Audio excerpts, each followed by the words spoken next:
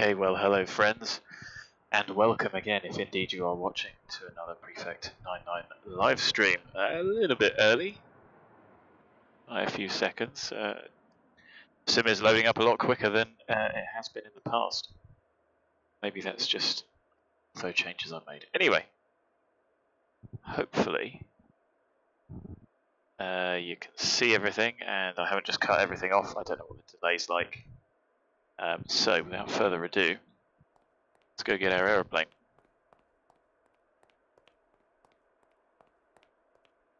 Welcome to Hot Start Flight Support.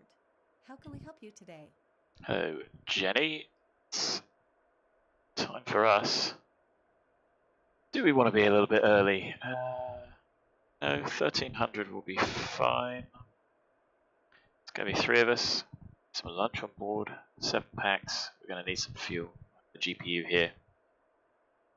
And that should be all for our trip to Seville. Of course, Captain. I'll get that organized for you right away. Wonderful, thanks very much. Let's head out to the aeroplane. Should be neatly parked where we left her.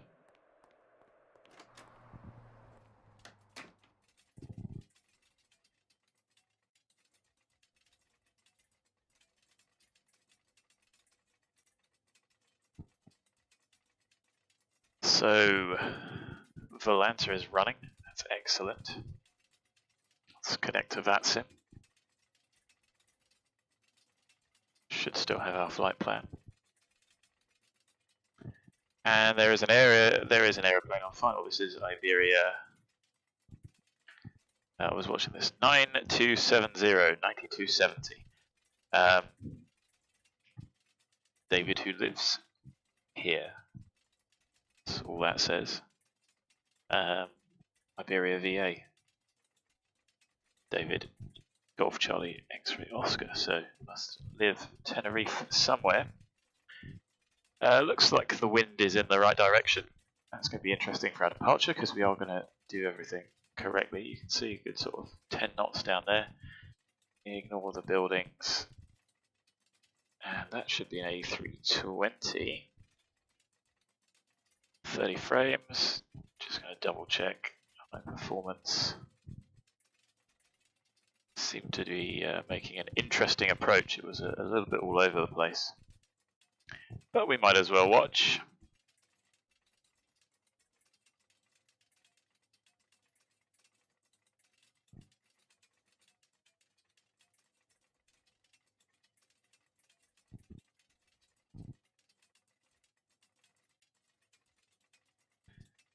And he probably can't tell that we're waving. The only one inbound. We are parked up. Oh, hello. Bit of a bounce, or is this just a case of terrain matching, I wonder? Yeah, that's probably using flat runways in whatever simulator. You can see the airplane pitching under braking, which is quite cool.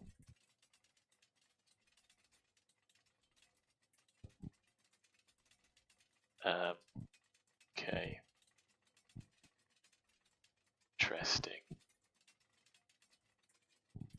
Those position updates do feel a bit smoother. There's still a bit of stuttering, but I think that's sim more than data.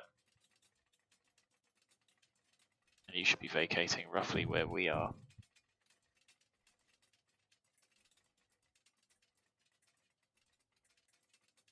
You're at Echo 2.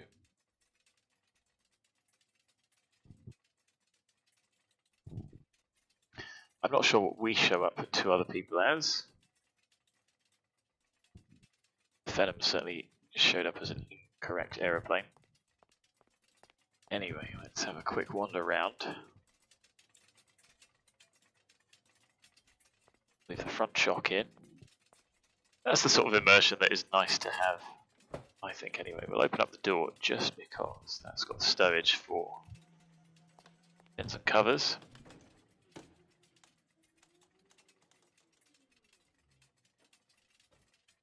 Couldn't really take any longer vacating.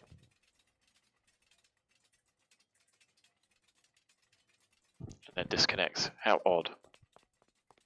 Well, the joys of VATSIM.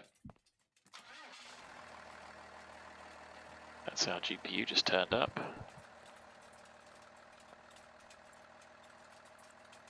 It's interesting. Anyway, no ice on the wings. Airplane looks serviceable on approach. Flaps are up. Checking the wicks, doing everything else, flap tracks, etc. For any pools of oil, brake fluid, anything like that. So, just the nose pin left to do. Let's hop into the jet. Circuit breakers, they all appear to be in. As do all of these. As do all of those. And those.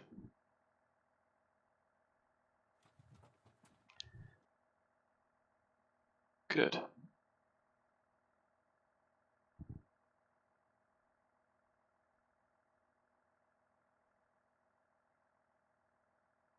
So, airplane flight pubs. Well, not really. Circuit breakers, we've checked. Emergency equipment, we would check, we can't. Hydraulic pumps are all off. Nose steer, off. Landing gear lever, down. Flight spoiler lever, retracted. Flap position, up, matches outside. And interestingly, this checklist, ADG manual release stowed, and then we go on to the battery and the rest of the checks. Off the lamp test, I'm happy to do the lamp test now, but ADG landing checked. Good. So at that point, we can pop the battery master on.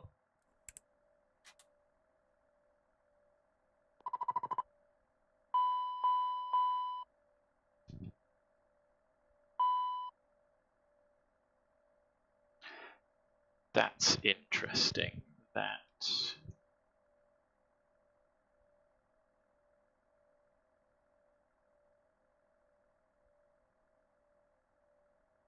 my panels are not working.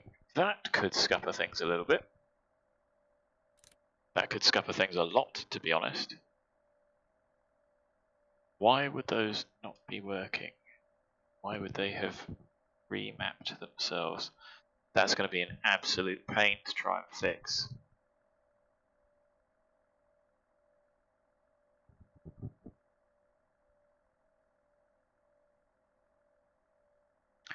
So, USBs are all plugged in. USB hub is in. Hasn't come out. Let's just hide the screen for you while I just check controls.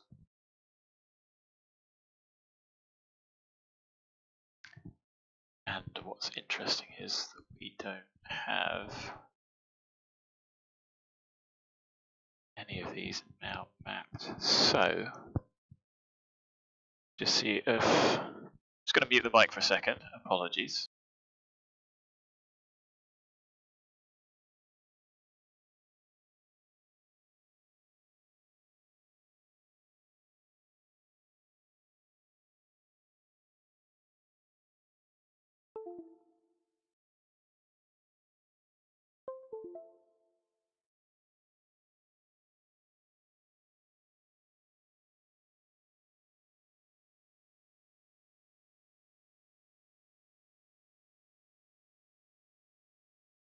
So you will have heard me unplugging the units there. What could be causing that?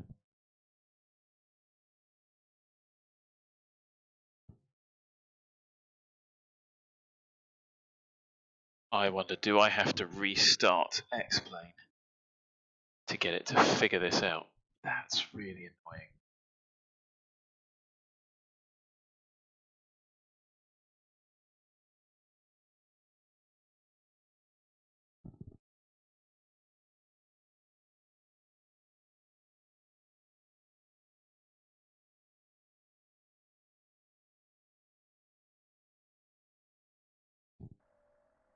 So if I have to close this down, I suppose now is as good a time as any to do it. I say apologies. Everything else is working. Except that.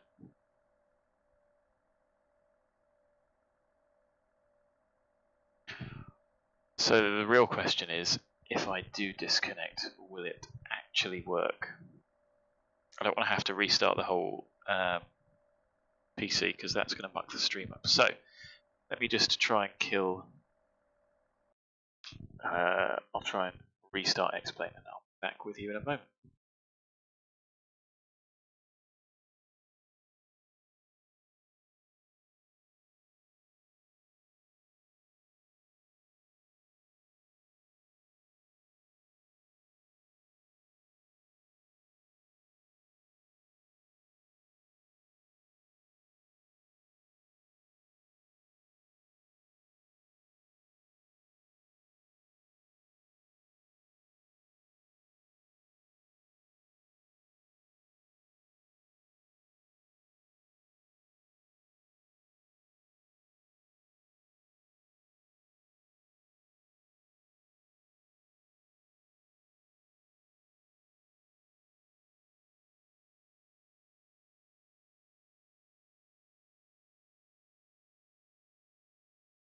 Okay, well what's interesting is in the Virtual Fly Hub, the equipment is not showing up, which I find very odd. So, certainly heard it disconnect, etc. And it was working fine yesterday. So, what can one do? The screens are working, which is good.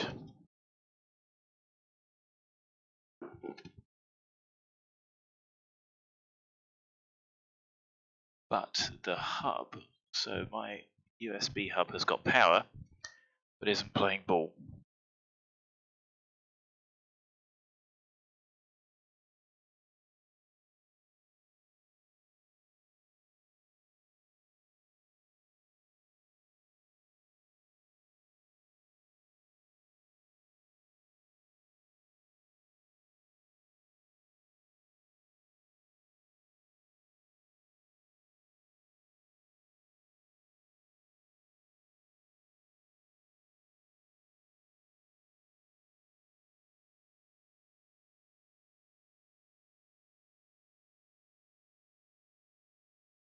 Okay, so power cycle on the USB hub has seemed to have done the trick. So I will load up the SIM again, and we will pull the LED out this time. And all I can do is once again apologize for these very unprofessional delays. I'll add that to my pre-flight startup routine. Good, that's working.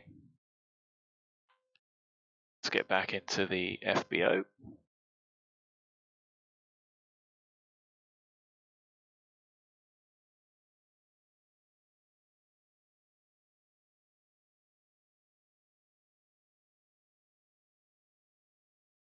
Which shouldn't take too long.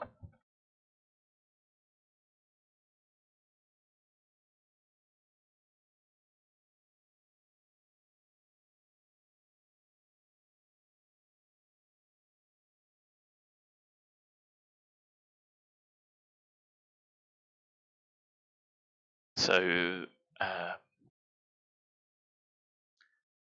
the aircraft selection window there says 3 minutes, which is not bad as restarts go. Oh, and we still have everything on. So let's just go and make sure. Set that to high performance so we get a few extra frames. Yes, yes. Same as 1300. Excellent.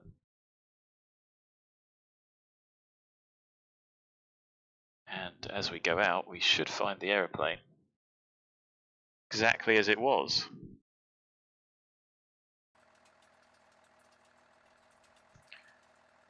So, just reload everything else. Rejoin VATSIM. Stream is running happily, and here's the aeroplane. And my controls work. Excellent. How strange. So, nothing should have changed from those checks. Good, there we go, I can cancel that. DC, we need 22 volts minimum, and we have got 25. FireX, fire detection. Once there's the FireX, 1, 2, 3, 4 green. 1, 2, APU green. Fire detector warning. Jet pipe overheat. 2, 3 Jet red, pipe overheat. green, 5. Jet pipe warning. overheat. Fail. 1, 2, 3, 4, 5 caution. Checked. The nav lights can come on at that point. And APU not required. We will establish external power. Everything's powering up. AC available correct. Bus is online. DC batteries charging. Good. Right, apologies for that hiccup.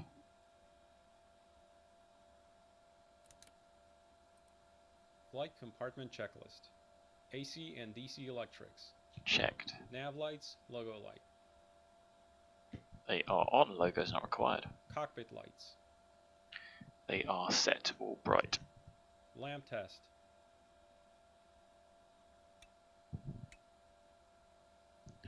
Lit up like a Christmas tree. Duct monitor. Test. VDAR duct. Bleed air. 2, duct. 3, 4, 5 warnings. 5 Bleed switch lights. air 4 switch duct. lights. Duct test OK. Bleed air duct. Loop A. B. FMS database status.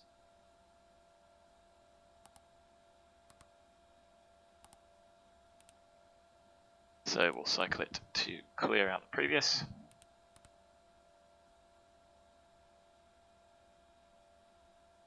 FMS flight plan uplink. So ATIS. that's all correct. The effective dates, that is.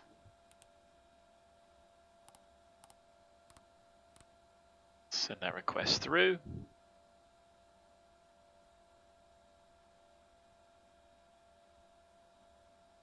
Back to being the only one at the airport, which is a shame. Now Seville was meant to be... Oh no, it's not 1300 yet, so that's when they'll be coming online, just as we're departing. So let's have a look at that. Yes, I'm going to activate that and then we'll check it, which is fine. Anti-skid. Test that now. Checked. Nose door. So we want to make sure the nose door is clear. Clear right. Hydraulic 3A pump. On. Brake pressure. Hydraulics looks sensible. We're just waiting for 3000 psi. I don't know if you can see that. Yeah, there it is. 3000 psi. Parking brake. Set. Nose door. That's nose door closed. So go out in a moment. I want to see. The fueler should arrive at some point. Put that on kilos. Lamp test. Thing works. 1240. Has it settled down?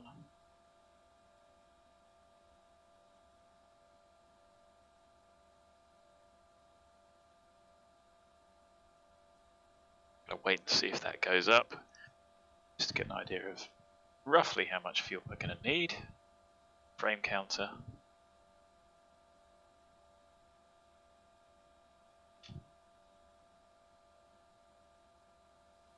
What I will do is start going through this while I wait for the fuel.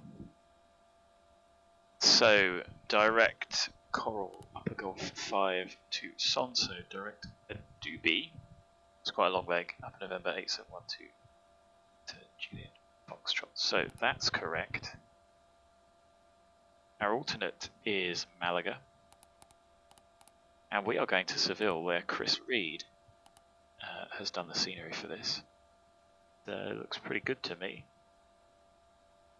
I was well impressed with it. 800 miles, but yes, ground distance 827 with stars and SIDS. So that sounds roughly, it's within an order of magnitude correct. So that's good. The fuel is still creeping up ever so slightly. So we can put some of this in. We are going up to 360. The alternate cruise out is 250. We are at 13268 on the zero fuel weight. Clears that out, and we'll take the sense fuel of 1250. See if it changes. I don't think it will now. It seems to have settled down. Check fuel at destination, which is correct, because of course we haven't got enough to get there. We need 1991, our route, so we will redo that a little bit later. What I want to do at this point is, our final reserve is 407, so I'm going to put 450 in. 100 kilos for taxi. I'm going to call it, let's leave it at 100. We think we're going to be departing 13:15. So we've got a 14:58 arrival time. It's not far off because the winds are slightly better. Of course, that's predicting zero fuel. What we can do is execute that, because that's fine. If we go back and pop in, our planned fuel is going to be 4010 is our rounded up block fuel. That message goes away. 1860. So we've got an extra 1 hour's fuel, which is just over a ton. It's the fuel arriving. Because it's online. To the alternate 478. It's a bit less. And now that I've put those additional bits in, let's go to route menu, flight plan, wind update, send that through. The fueler arrives.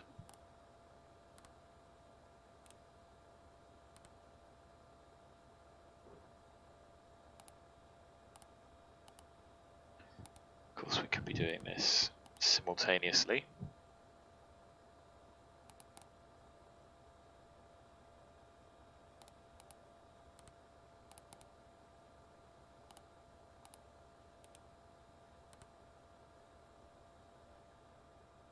$12.50 we do have, so the block is 4009, 4010, take away 12. Gives us a required 2760. I'm going to divide that by whatever the fueler tells us the density is today.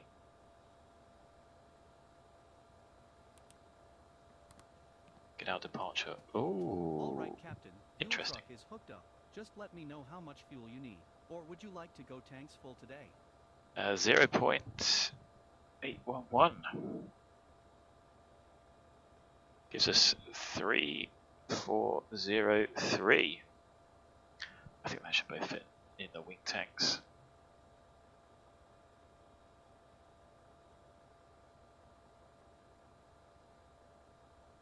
$30.40 requested.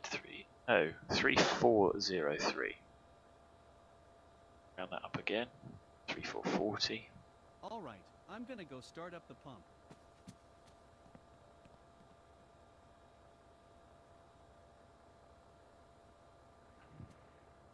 So we'll open these up.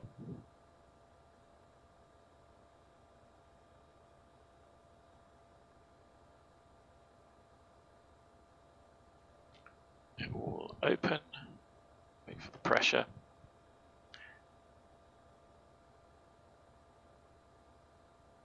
Whatever works, we'll leave the wings open, and if it cuts off, we'll start filling the center tanks as well.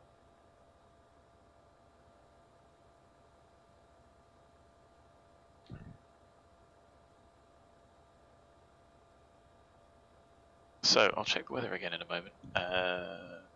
Google, unless anybody else wants to do it. Let's open up the blinds.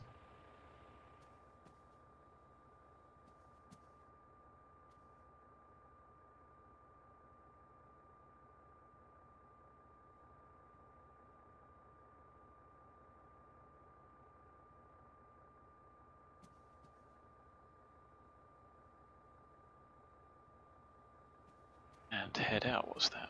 Blue reflection. Displays, maybe?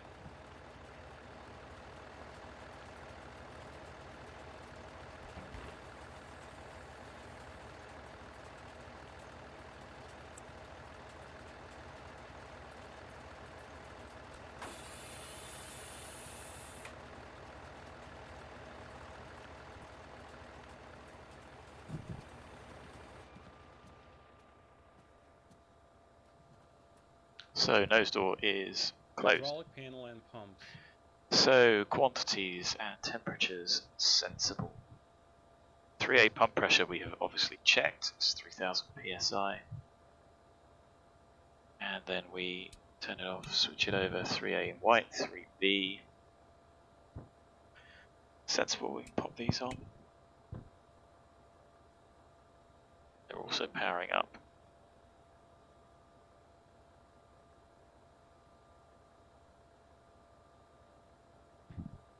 Good.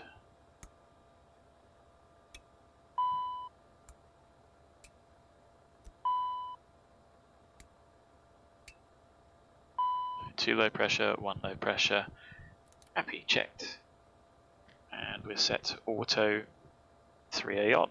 Electric panel. Gen 1, 2 off. AC DC utility switch. Comes online. Start ignition panel. All off and out. Fuel panel. 1, 2, 3, 2 green, 2 white. 2, 3, left goes out.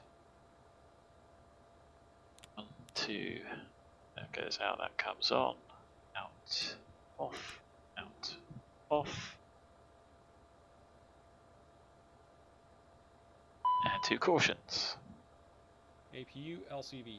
Not required yet, 10th stage isolation valve. nor is that. Packs. Off. Air conditioning panel. So normal cabin temp is, sorry, the RAM is out, extinguished, guarded, temperature signal set to cabin. Pressurization panel. So CAS 0 differential pressure. Let's look up here. Approximately field elevation. 2,000 feet, yes, approximately. Man out centered mandates. It's called manual enunciated, and on ECAS, out full light comes on. Emergency depress, out extinguished, guarded. Our arrival is going to be about 2983, so something like that will do. And Seville, the altitude there, so look on any one of the charts, is 100 feet. So about there, rate lines aligned, checked. Bleed air panel. So they're all off out, those two will be popped in once the APU starts, and they should all be eliminated. Supplemental ground wing anti-ice panel switch. Yes, all off. Cal anti-ice switches. In, no cautions, out. Anti-ice panel. So wing switch off, left right heat off, cowl out, extinguished. Go tick tick. Test. 1, 2, 3, 4, window heat's okay. Then caution. Then ice caution.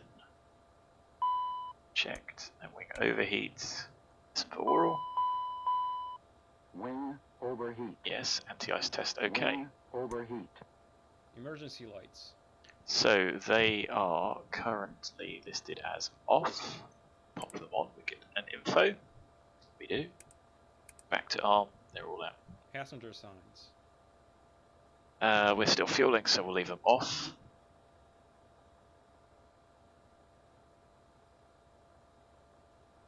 So did those open automatically? Why has Valenta begins in 29 minutes? That's a notification of that flight. So, oh no, they're open. I thought indicating that they're closed. So that's still pumping up. We've asked for the 200 kilos. It might just fill the wings. I've not committed that to memory. So, like I said, passenger signs are off because we're fueling. ELT. Armed. Glare shield panel. Checked. Crew and passenger oxygen. 1890. DCU warning panel. Out extinguished guarded. CVR. Refueling is complete, Captain. Do you need anything else? Is it 40093990? No, that's fine. Okay, just one quick signature on here, and I'll be on my way.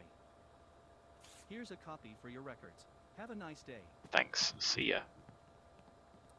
That's the CVR. Audio panels. So checked. We can listen to Com 1 on Unicom. And then before I forget, SPS system. we can shut those. So far, so happy. A little bit higher on the left because we're not quite level, which is fine.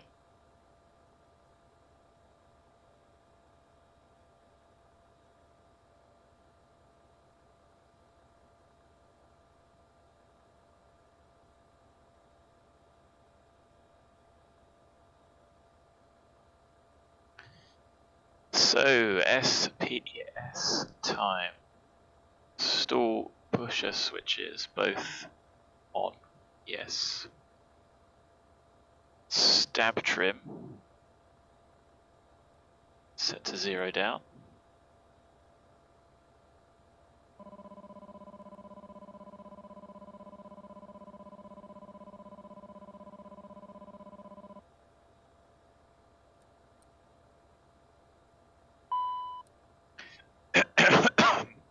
Excuse me, stab trim disconnects to flight controls. Yes. Simultaneously push left and right. Stall fail. Pushes forwards, ignition A and B. Continue holding. Does stall or a warning. Push, comes back. Release, goes back. And can't do the other ones. Everything else is cleared. Integrated standby instrument. We haven't got the weather yet, but that has warmed up and corresponds. Clock. Flight times reset. UTC is correct. EFIS, ICAS. Checked. Main landing gear bay overheat.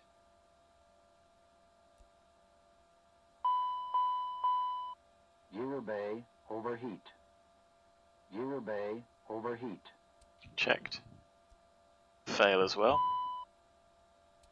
TOS warning switches.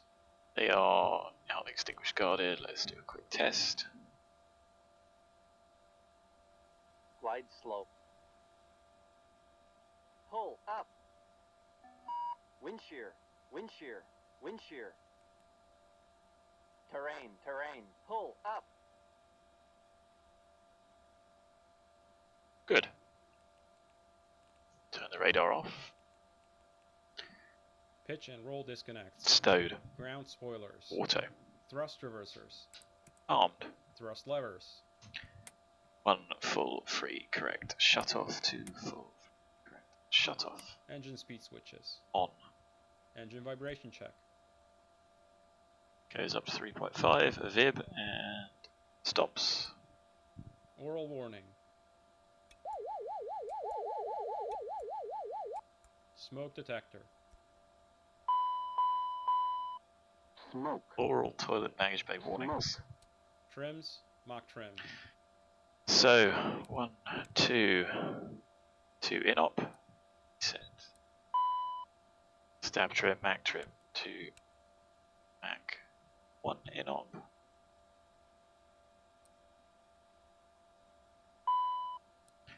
Push those two in, no stab trim. Push that one in, Mac trim.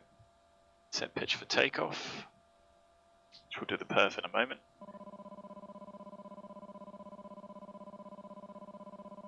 Try about 6. Oh, that might be a bit keen. Let's try about 5.4.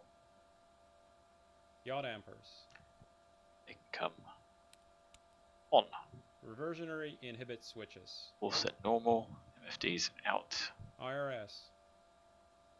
Have a look and check that it has aligned.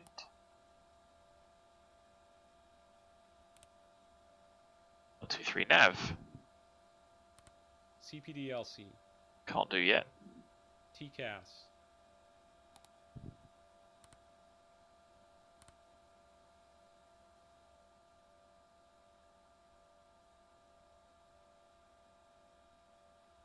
TCAS system test OK. Excellent. HOTAS and clearance. So let's see if we can get the weather again.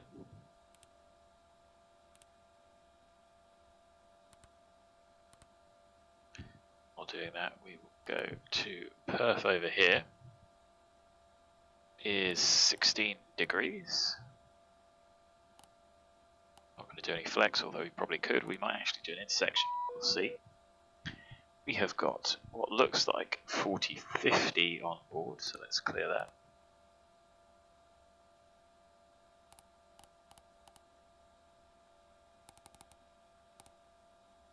And it just dropped magically. That's weird.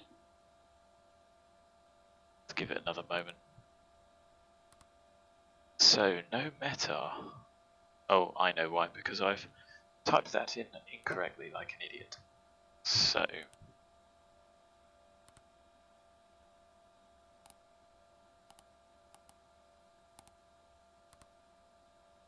there we go.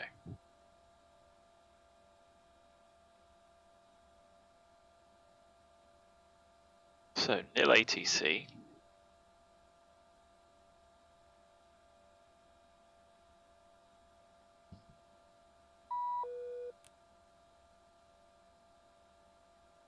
Oh, that's interesting. So 12:30 Zulu, 8 minutes ago. 290 at 10. Variable between 260 and 330. 10k or greater. Few at 2,800. Broken at 4,600 above the aerodrome, don't forget. Temperature 17, 2.10, QNH1018. No significant change. Set that.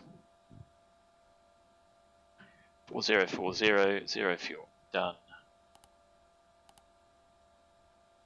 Did we do the... I think we did. I'm pretty sure I executed it as well. So, 290 leads us to realistically expect runway 30. Now, Echo 3 is where we're going to enter a backtrack. And there is a NOTAM giving, what do I want to say? This intersection departure there, which is about halfway down. So we'll see if we can do that. We might actually be able to.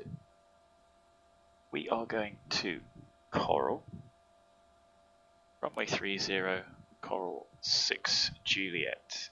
Yes. See how that comes out in a moment, because it's there you go, sort of a base leg, fine. We'll have a think about nav aids in a moment, but what I want to do is set the heading to 295.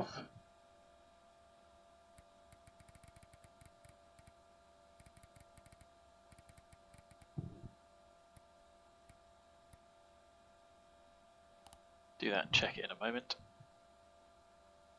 Actually, why don't I do it now while I've got the chart up? So 30295, and that's interesting there, isn't it? Because it says heading. So runway heading, yes. That's heading, not track. To 10 DME from Tenerife, so that's going to be our nav 1, which is tuned. We need on nav 2 1152.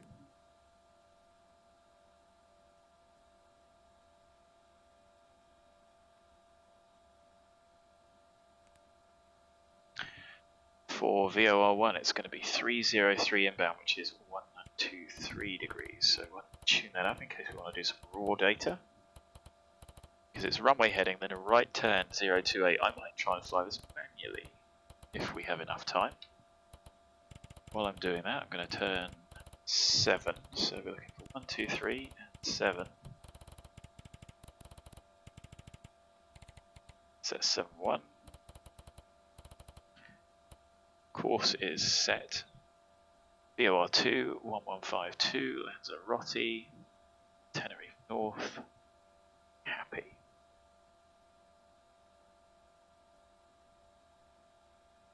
So 3 watching, please say hi in chat. So heading yes to 10 DME, then right turn 028 heading, then 123, which we've got tuned to TFN. Then left 079 to Larry's. Yes, we should be well above that. Then Lanzarote at or above flight level 3100 with a note 1 with only 305 Coral, fine. Putting those in means that it should come up if we're unable to do it. So that departure is correct. Any obstacle departures? Minimum climb gradient, yes, well we will work that out. So, I'm going to do it with nil wind initially. 16 degrees. ATIS is giving 17. So, that would be slightly worse performance, so let's put 17 in. 1018 is what we've got. Pressure altitude 19, right? Yes. Runway slope, none.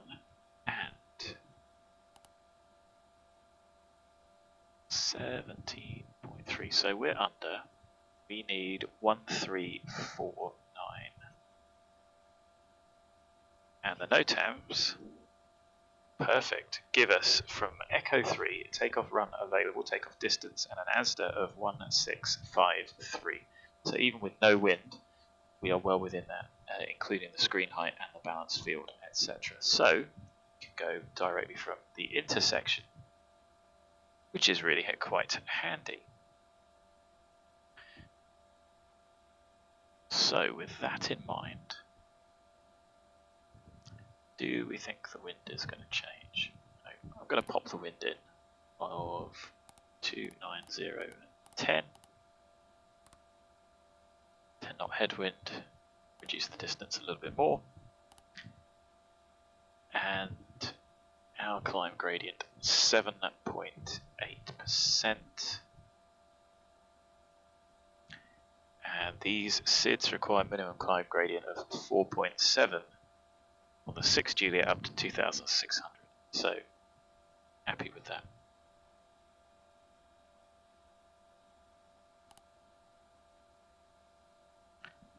And is that our current weight? Let me just add up just to see if that is. So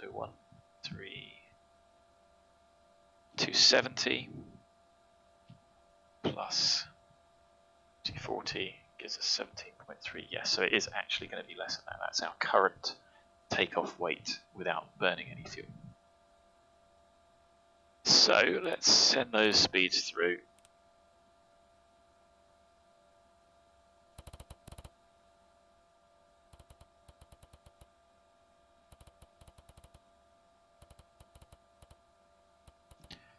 Actually need that sound because I've got a real sound here, but might help for you guys. Excellent. So, ATIS we've got clearance, we don't have. FMS flight plan, wind update, perf. We have done, and what I will just do is make sure, because what I would like to do see, we've got 1210 extra. That's more than an hour's fuel extra.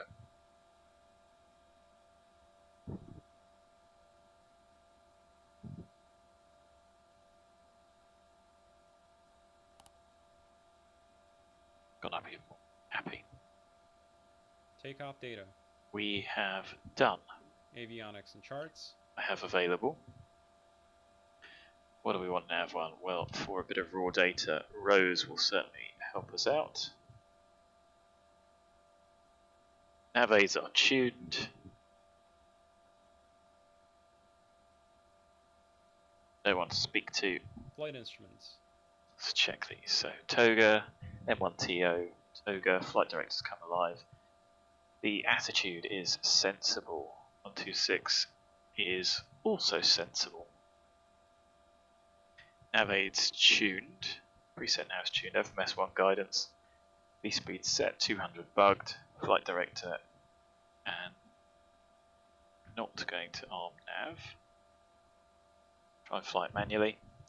Out select 7 is our initial cleared.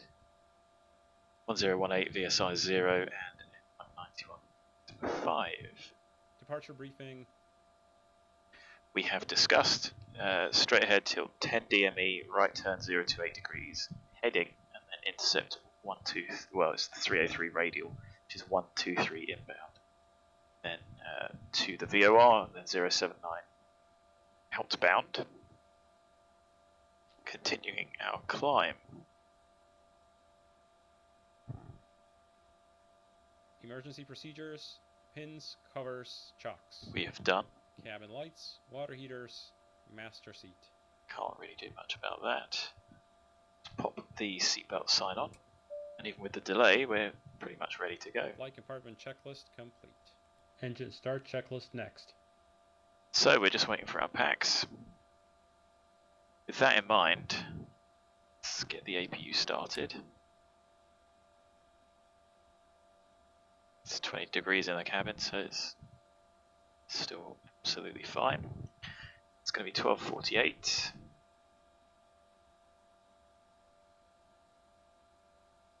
With 4040.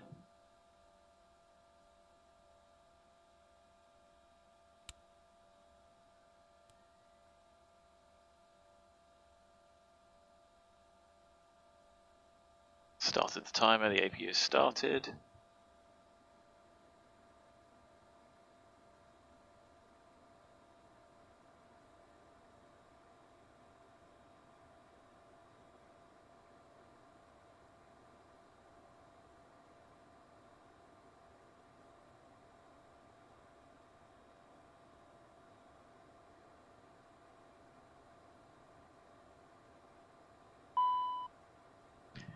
APU gen off. Just let that stabilize for a bit.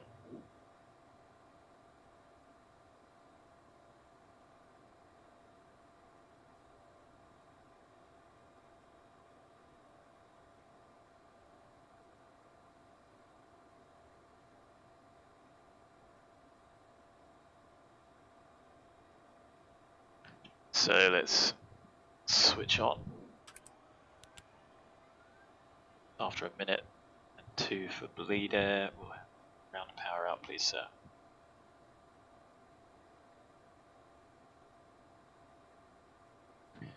Our power's disconnected and external door portion has gone out.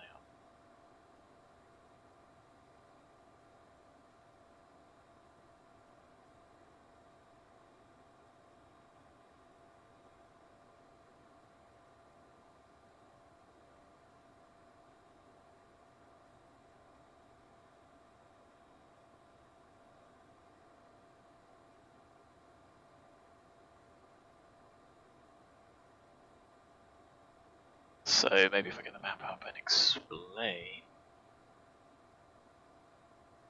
So the taxiway is closed from here, Echo 3, 4, 5. This is all shut. Normally there's a restriction, this is no entry. 30 meter wingspan, can't use it. They're obviously going to keep things clear here, and we can depart directly from Echo 3. Otherwise, anything bigger has to go down, backtrack, and the word I'm looking for? Do a 180 turn. So, we've had 2 minutes. Let's open those. Pop the packs on. It's the aeroplane. Good and ready.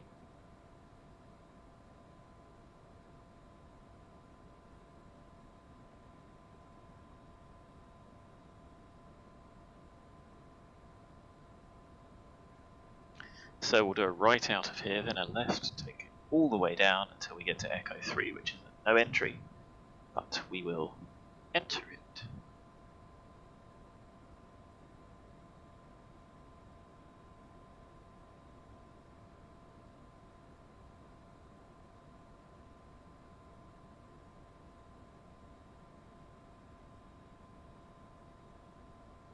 Echo 4 is normally available as a departure intersection.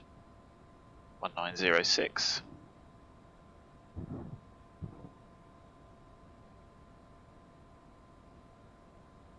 And we're just waiting for our punters as usual.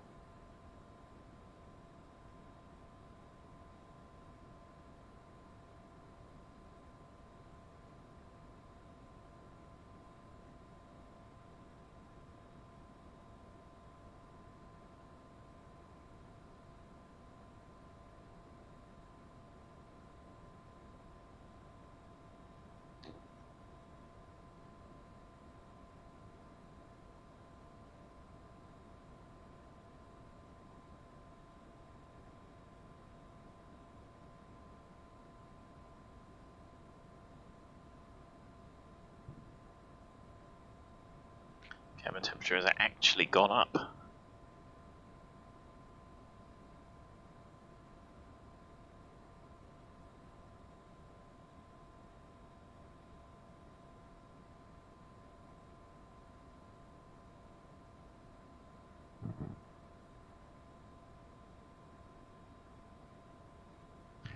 I don't think they make any difference when it's set to cabin control, but obviously the cockpit temperature should. And it should also mean that when it is very warm out and you've got it set to 20 degrees in the cabin, that there is a big old blast of cold air. So even having the door open is simulated, which is just a level of detail that's phenomenal really, if you ask me.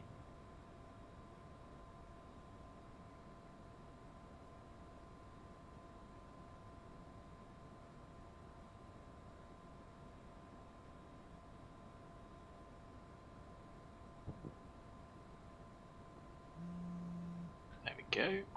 Hello, Captain. It's Jenny from Hot Start Flight Support. Hello, Jenny. Your passengers have arrived. Wonderful. Shall I have them brought to the plane? Yes, please. Understood. They'll be there in a couple of minutes. Anything else? No, that's perfect, thanks. Always a pleasure. Take care.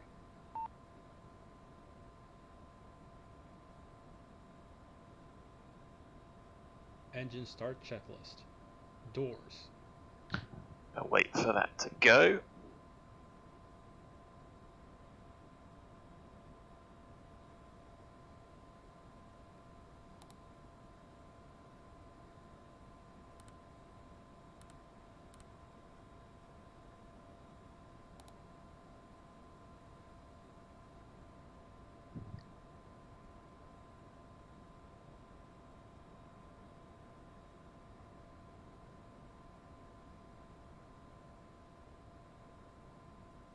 So, Alpha Golf 1, is that really our parking stand?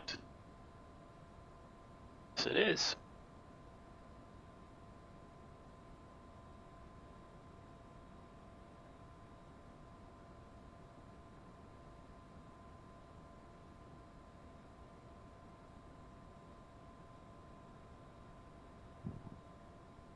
Seatbelt signs are on, so you can just jump in.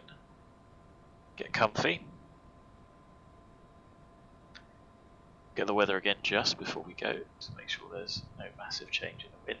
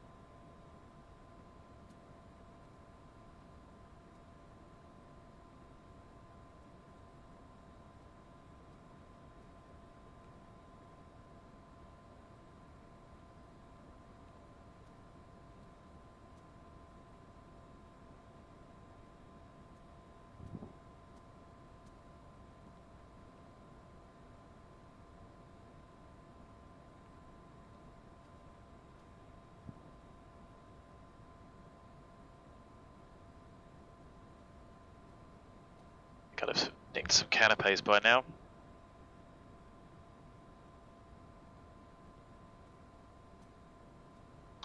Sounds like them arriving.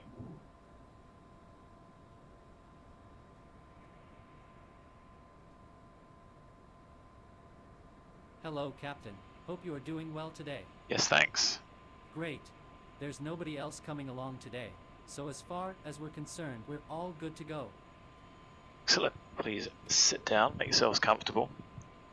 Grab a quick drink if you wish, and we will be on our way. Closed. Parking brake and pressure. Checked and set.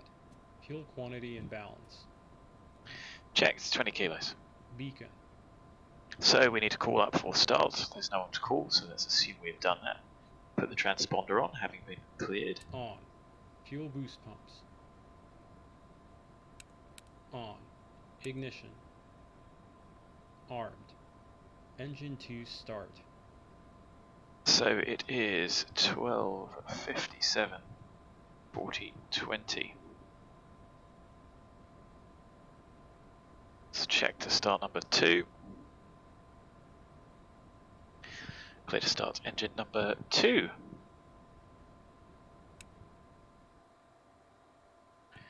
So N2 and increasing oil pressure 20%, we're looking less than 120. Check, M1's turning. Fuel on, fuel flow increases, ITT increases, oil pressure increasing.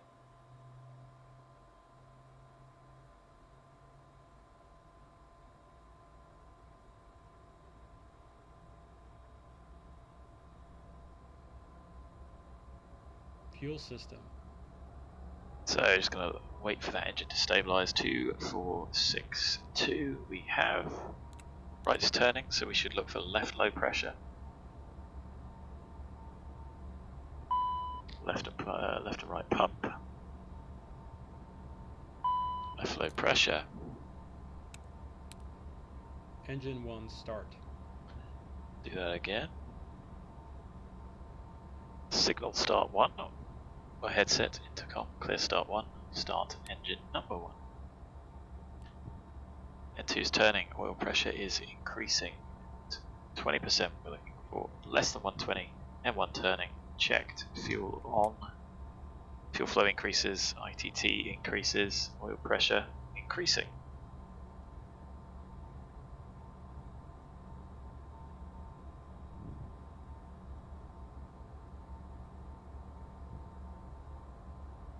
Engine start checklist complete. After start checklist, next. So 2462 checked. After start checklist. Generator 1 and 2. On, checked AC and DC. Ignition. So AC checked, DC checked. Disarmed. Packs. On. 14th stage. Open. Cowl anti-ice. On, check 45 seconds. Flight controls.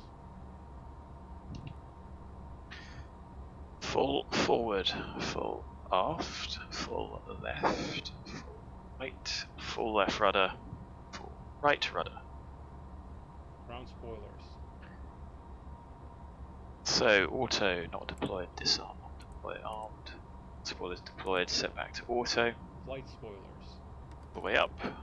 They're all out. Halfway, flights to half. Stowed. Stowed. Cowl anti-ice. Is on. Supplemental ground wing anti-ice. Testing. Fuel balance. Checked. Trims. 1, 2, 3 checked and set. Just wait for the thumbs up to pop the nose-wheel steering on.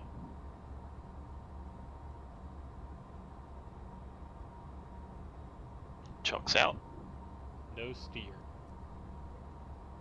Armed. APR. 1 APR test OK. 2 APR test OK. ADG unit. Of course, you've got to check that lamp before you go to make sure the lamp itself works.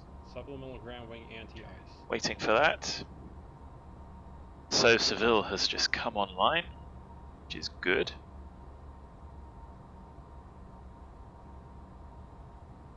Hello Glenn, thanks for joining. Hope you're having a good weekend, my friend. Sorry, I've only just seen that message.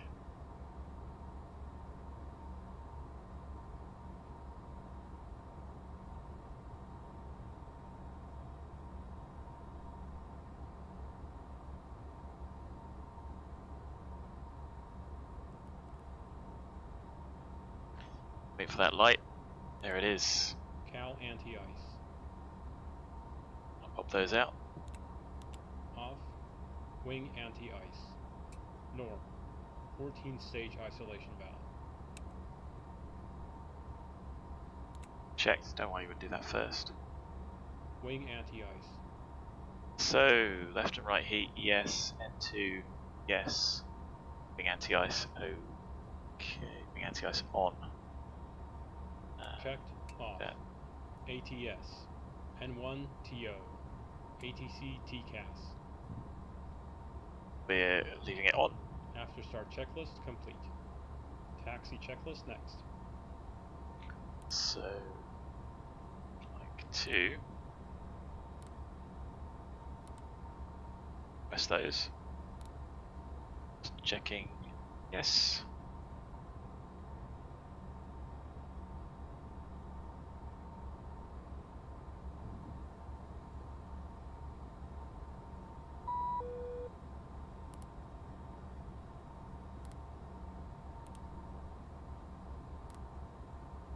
Golf 30 Zulu, so it hasn't updated yet. We'll go with what we've got. Back to legs. Taxi checklist.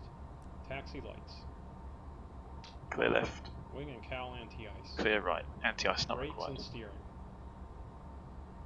Tenerife North Traffic Prefect 99. Taxiing hold Echo 3 via Yankee Romeo. Echo 3. Tenerife North Traffic. Brakes off. Power to get us going. Full rudder is available. Power against brakes. Bad habit for single engine aeroplanes. Reverse thrust. Check once we're on the taxiway. It's 1303.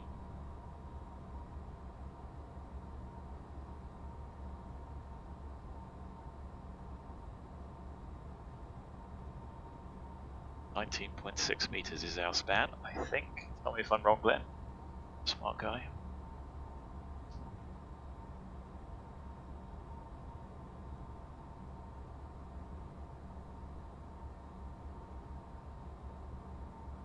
Here is Romeo.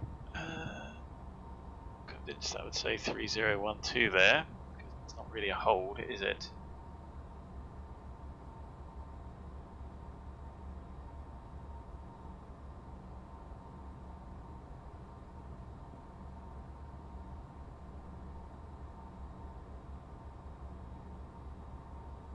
Good, so let's check these quickly. Left, that's it. Successfully stowed. Transit deployed. Transit stowed. If taxiing the de-ice, pause checklist here until paper de-ice checklist is complete. Flaps. 20. Altimeters. Set and cross-checked. Radar weather. On. Takeoff briefing. We have discussed. Taxi checklist complete. Before takeoff checklist next.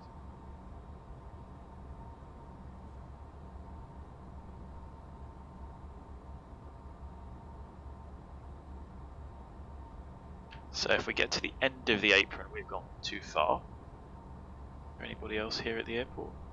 Just static traffic. Just us.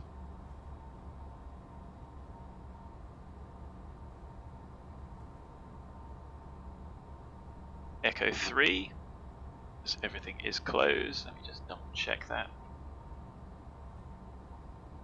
Worth checking the NOTAMs. Echo 3 and Echo 5 taxiway run. So we can depart from Echo 3 653 should have ample distance available. It will say no entry,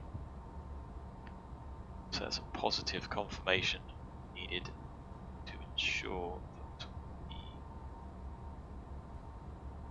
are in the mindset for crossing it, for instance. Something non-standard, you've really got to be very specific about doing. It should be up here on the right.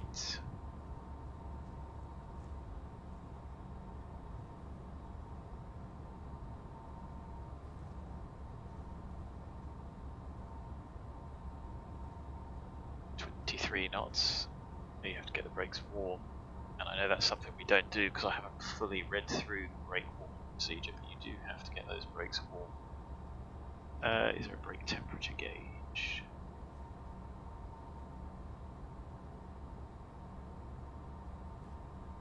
Not that I can see.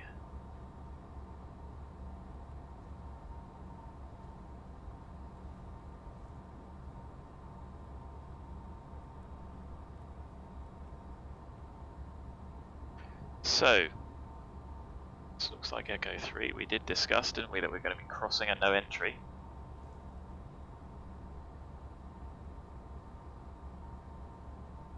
And there is no hold marking here. I think there should be. So, let's point roughly here.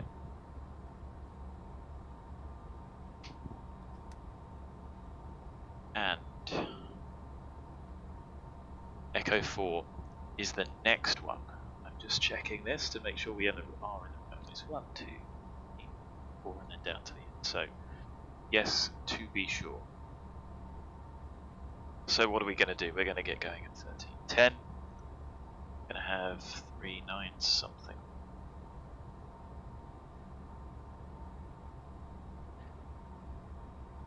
Tenerife traffic. Correction, Tenerife North traffic, prefect 99. Lining up, taking off runway 30 via Echo 3, Coral 6 Juliet departure, Tenerife traffic. Do a double check. Nobody's about anyway. Before takeoff checklist. Passenger signs. Advised on. Anti-collision light. On. Pros. On. Windshield heat. On. Wing and cowl anti-ice. Not required. Continuous ignition. On. ATC TCAS. TARA. Supplemental ground wing anti-ice pan. Checked. CAS. Takeoff config OK. Checked. Landing, pulse, recog lights. On. Before takeoff checklist complete. After takeoff checklist next. So we have an extra hour's fuel. Our takeoff fuel with that is 3907. We got 3940, and minimum is 2868. So we are good to go. We have announced. There's nobody about. Let's go.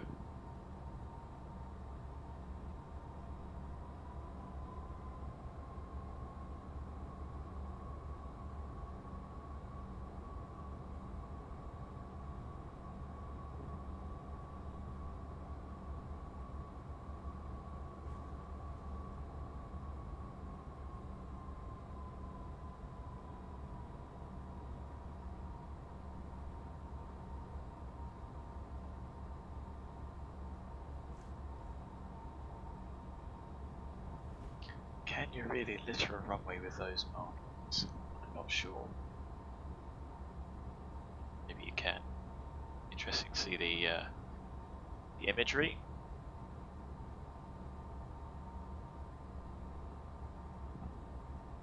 Not a bad lineup. It's 13:10. We've got 39. Well, we had 39 something. What, 39:30? Let's go.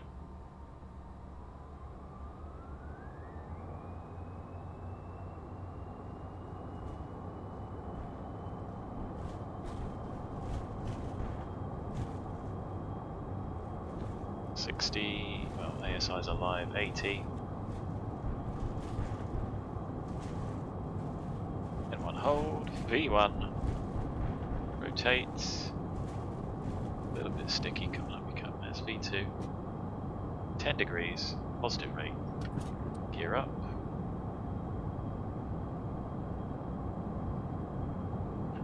Maintain runway heading.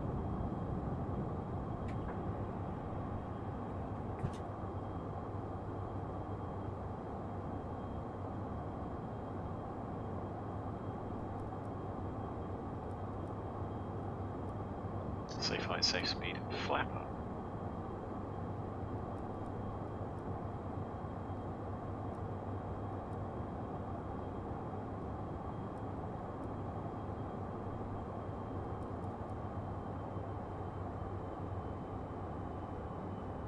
So we're waiting till 10 DME. See the airplane pitching all over the place. Let's take some more speed.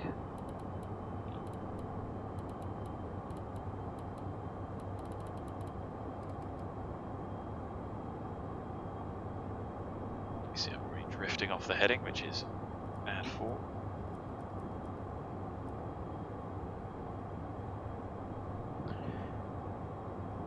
So I'm going to keep going up to 360 now.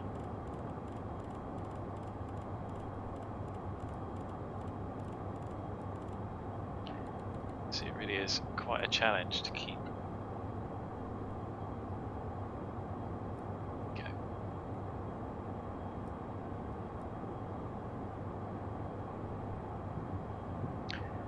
So there's our 10 DME.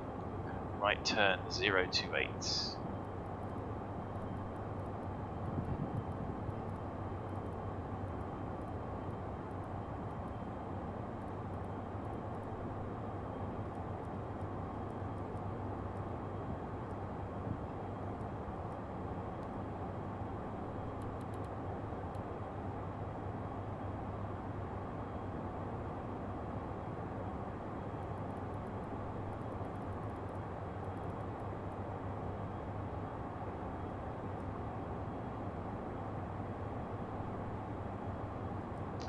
Passing 10. After takeoff checklist.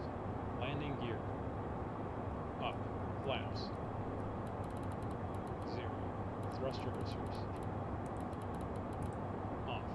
Ignition. Off. Pressurization. Checked. Pax transition.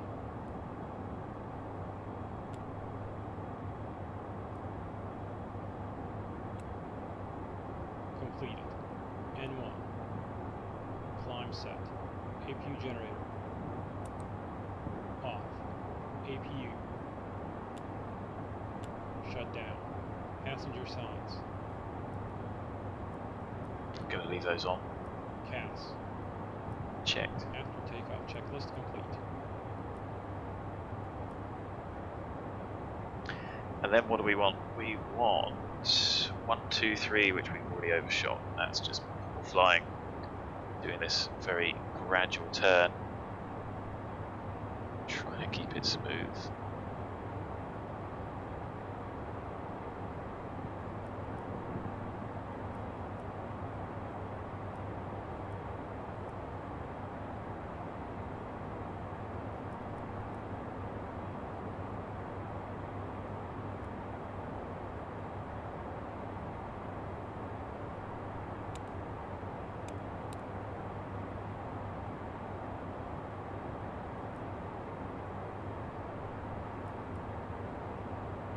See, we've already shot through that radial.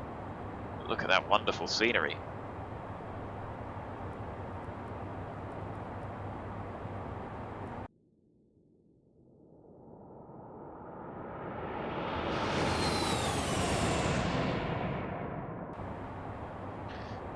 To the IMC. And let's... we are going to have to keep going round to the VOR.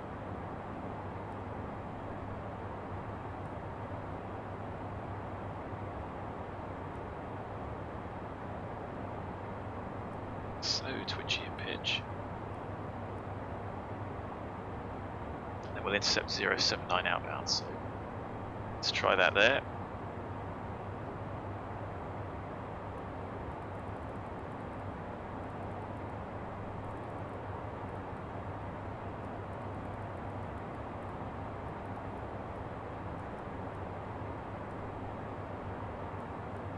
No, that wasn't the worst hand fight. It is very twitchy in pitch.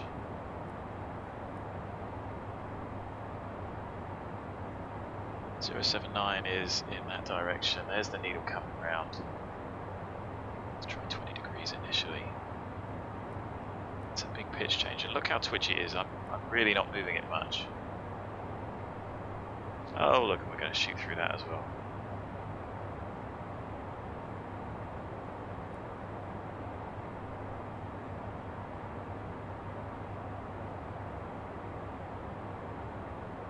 There you go, you can see the tail.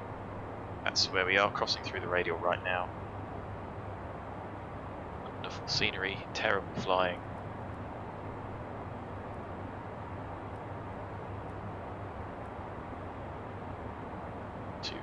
Cabins, good.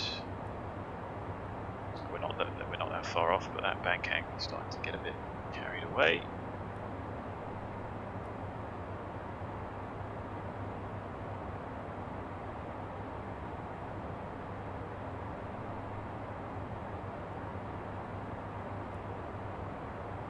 Anybody else find it quite twitchy in pitch?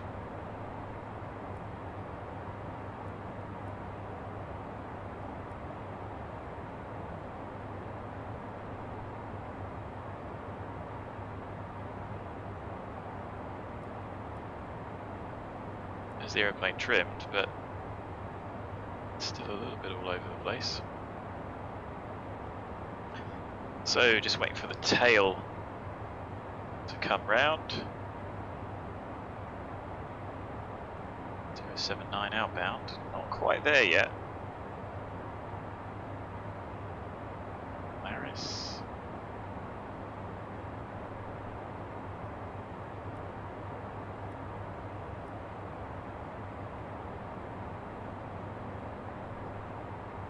About 071. Actually, you guys can't see that, can you? All you can see is my terrible flying. So there you go, the tail's just coming around. That's all I'm watching.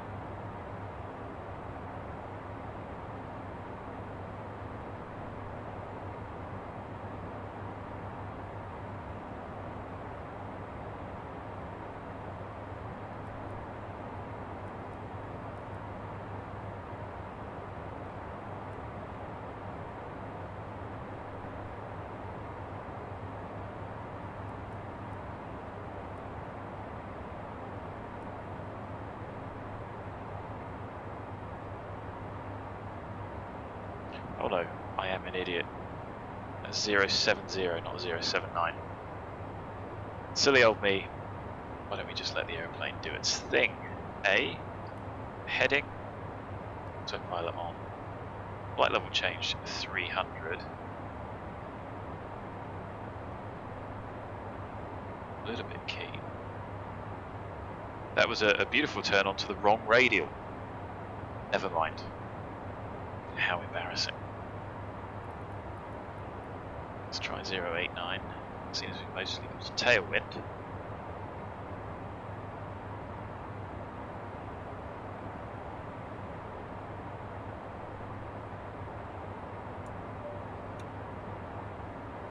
And we can certainly take that off. So now we're 065 radial. We want 081. 72 miles.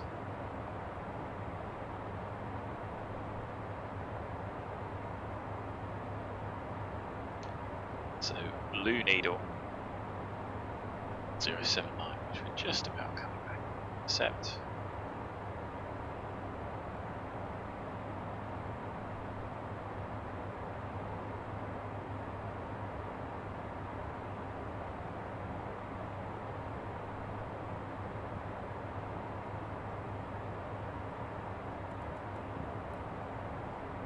That was some pretty bad flying. Pretty bad indeed. About 1 degree of drift by the looks of things.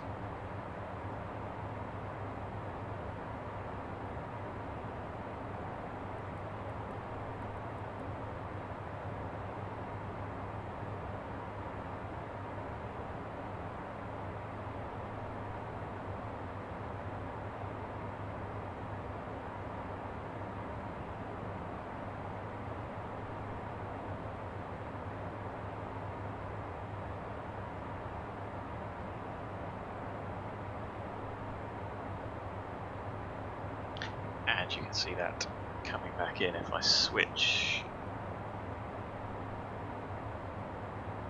That's still set to 123, isn't it? So what we need is 079.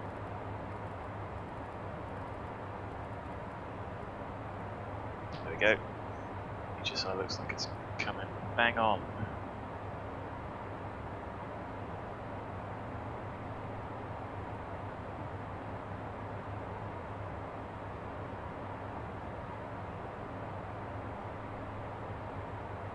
We will switch over to decimal 785. Well, those 11 minutes just disappeared. Like I say, twitchy with the hand flying, especially in pitch. I suppose that might just be how I've got controls set up. Anyway, passing 300. Cabin's at 4.1, climbing steadily, delta P's at 8.3. Gas is clear. And everything else. It is. It's way up to 360. And we're still in heading mode, which we'll switch out of. So took off at 13:10. Goes down on the flight plan. It's 5 minutes early.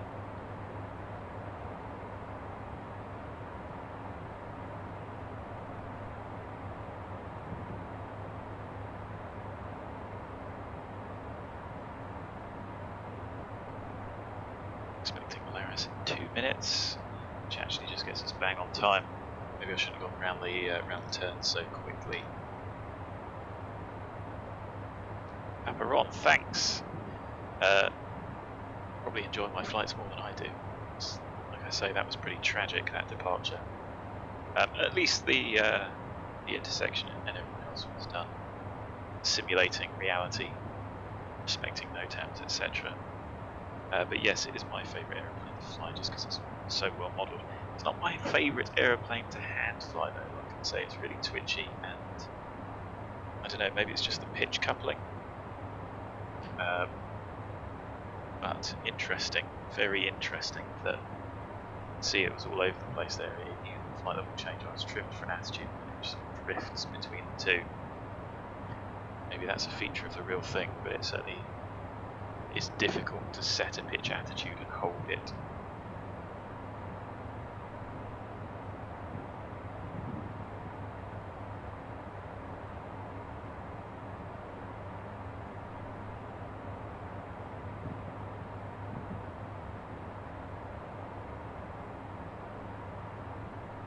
Switch to nav in a moment. I just don't want it to spectacular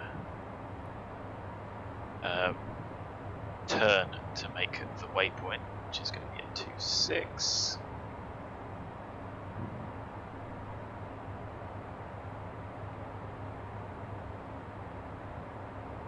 Very long departure.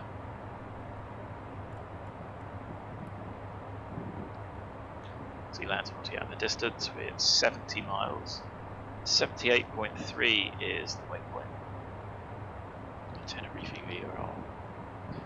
Lanzarote being 72 miles, 081.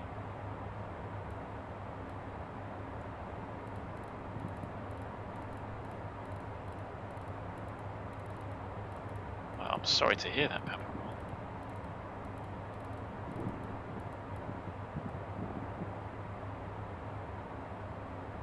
Nothing worse than medical, so I guess you can't even fly privately. Private certificate. So is that just switching off? What is that picking up? Anyway, yeah, I'm happy to call that 2.6, which is disappointingly back on schedule. So we managed to lose 5 minutes. We've got 3.0. 1,000 to go checked. And we'll have okay, the airplane, yeah, a couple of degrees there, that's fair enough. It seemed like it was that far off.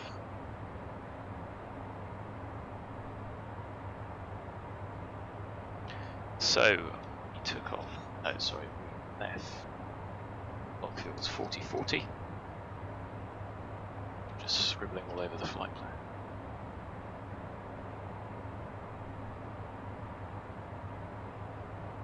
A good innings, as we would say. Right, I'll capture, let's decimal 8 to it.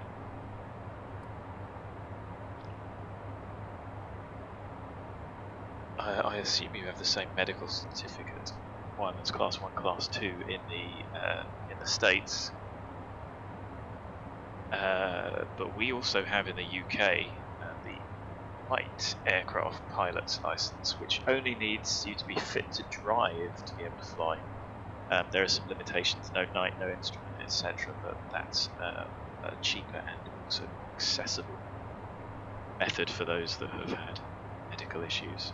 I think it limits you to aircraft SEP with 4 seats, and so there is that option for a lot of the older or more medically restricted people in this country to keep flying.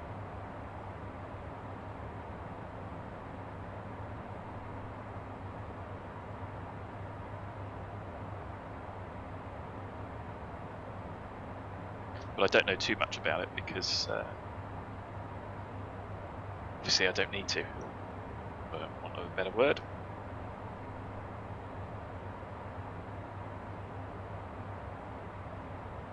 Topper climb, I managed to talk through that. Should have been a 15-minute topper climb, so my inefficiency there cost us 2 minutes, probably quite a bit of fuel, and 2 minutes to climb, and then 2 minutes on as well. So could have done a direct to make that up.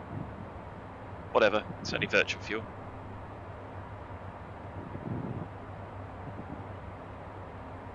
So what does that keep switching to? It's not me tuning in. Is that on our flight plan? No, so what is that auto tuning to? Ron, you may have read the books better than I have. Is that just picking up every VOR nearby? Let's have a look on the en route chart.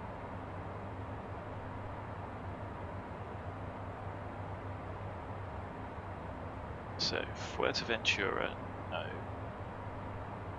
38 miles and we're heading towards it. There is nothing out here. Unless I'm being super dense. It's TLZ, LZR, where's LTE? Oh, it is Lanzarote Aeroporto there, just overlaid next to Lanzarote. Interesting. Does it auto tune and pick them up? Weird. Is that traffic going the other way? Let's have a look. No, they're not going the other way, they are coming. We are, that is. Hotel Foxtrot Yankee. What is that from call sign? I don't know.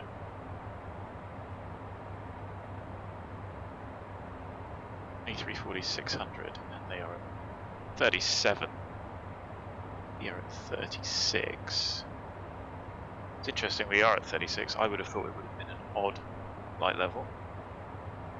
What do I know? They've got planned TAS of 483. So I didn't realise the A340 was so quick.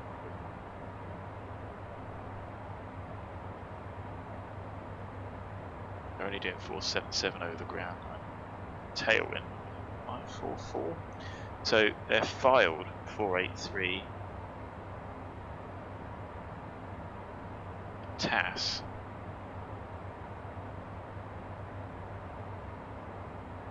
Doing spectacularly faster. I guess it's just people not flying as planned. Is there a bit of turbulence? I'm not paying attention.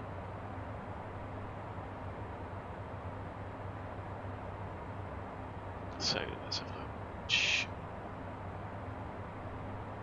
So we're going to Coral. It's fine.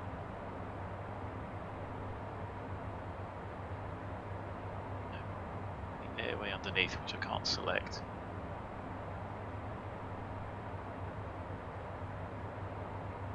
They do go up to 4.6, so he stopped. Like I say, odd. I would expect to have been at odd level, not an even level.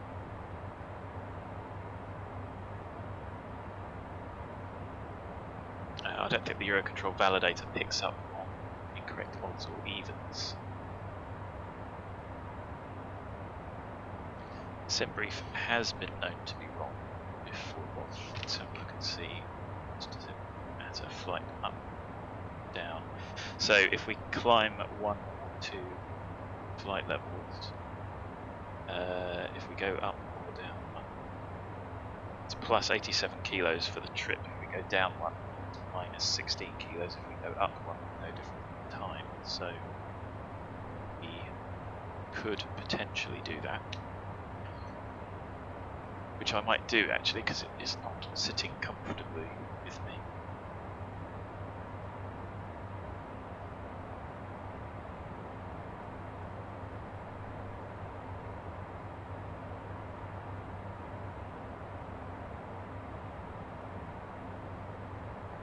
Obviously, at least if you're catching somebody by 30 knots, flying in the same direction, you probably are able to avoid them. Visually, at least, if you're in VMC.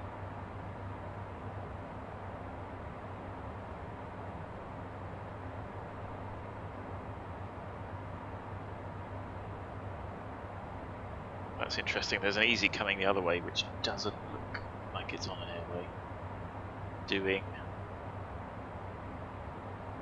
odds. Okay, I'll stick to what I stick to. Maybe it's the north-south. East-west versus north-south. I don't know. So Malaga's online. Jerez is online. I'm busy. So we are overhead Lanzarote. It's 34. So we're bang on time. 3250. So we have burnt 790, which is potentially at least 50 kilos, if not 90 kilos, over what's expected.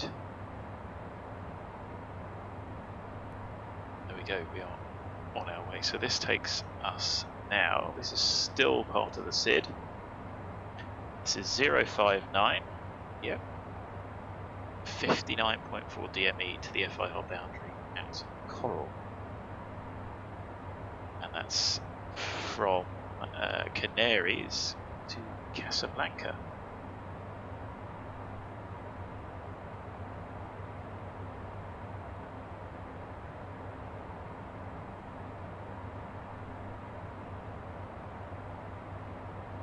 And we got some good ground speed. Let's have a look at the winds, shall we? Overhead Lanzarote, the fast winds. That's probably where the minus comes from. Yeah, slightly greater. We've got 75, 73 at the moment. Forecast of 77, 2 up, so increasing the higher we go. About 70, 75 knots. Roughly on the tail all the way. Which helps.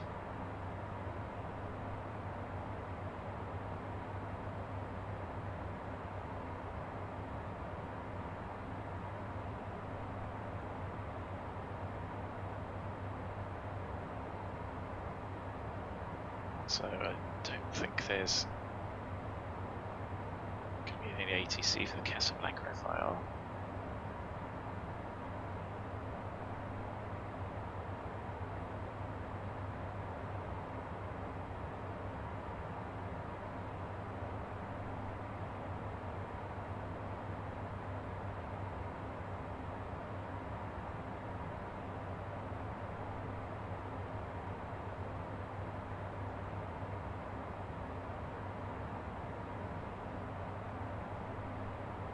There's Coral.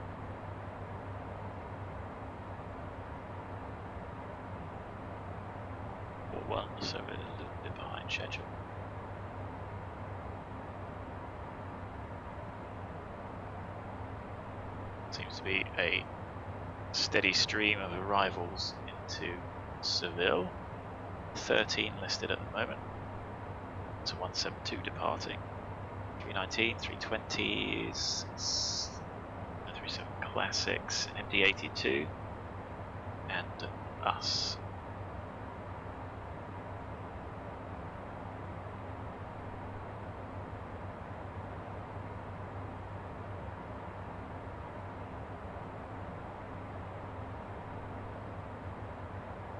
But we've got an hour to go, hour and 20 before we get there.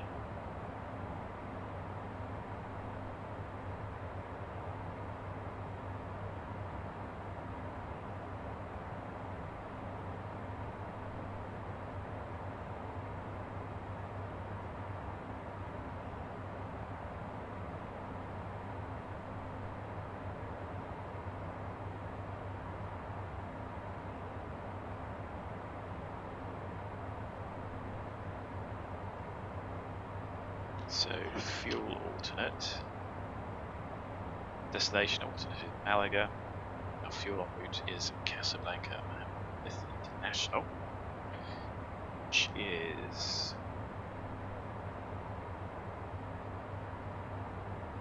actually quite, it's probably over halfway. We do a fixed ring on it.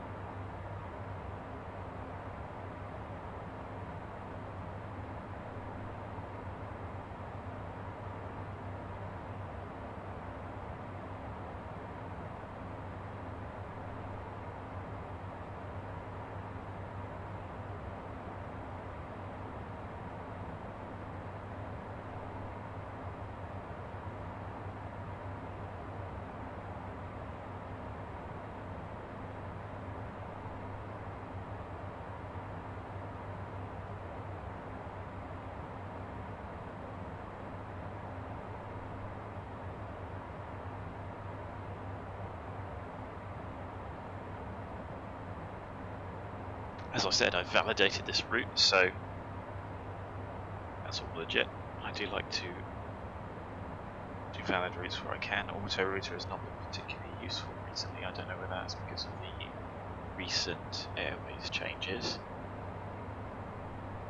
I've been having to do it manually, which when you've got time is useful. Is that so? The ETA is out there.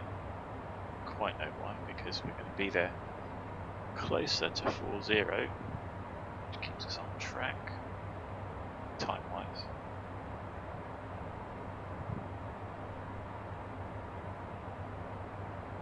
My 50 over the ground, fair old lick. There's 70 knots slower behind us, we are 1,000 foot above. Maybe they're just not flying with real weather or with active sky. I know that can sometimes make a difference. 2 miles to go.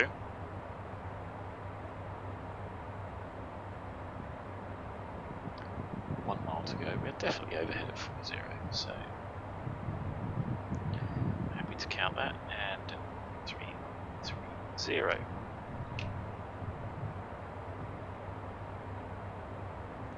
So we have used 910, 100 kilos more than predicted, but still ample fuel. As you can see there, 1210 extra with our predicted arrival fuel of 1910. Final reserve, which has a generous bit of rounding there as well. And 1210 is more than an hour's fuel. The hour's fuel is 1039, so we've got lots of holding fuel, which is pretty much de rigueur for VATSIM events. You never know how busy they're going to get. I remember holding manually in the Zebo over Rovaniemi. That was a fun evening. Lots of people running away because they didn't have the holding fuel. The controllers on VATSIM, I think, do a spectacular job when it comes to managing traffic. Holds it on ideal. And obviously holds don't really happen in reality because you get held on the ground. So in some ways, I think it would be fun if a sort of flight plan validation existed, but the amount of control that needs is quite high. Whether or not it could be done with CPDLC or something like that, I don't know. It'd be nice to get actual takeoff times and be held on the ground, saving fuel in that respect. That's a bit too realistic.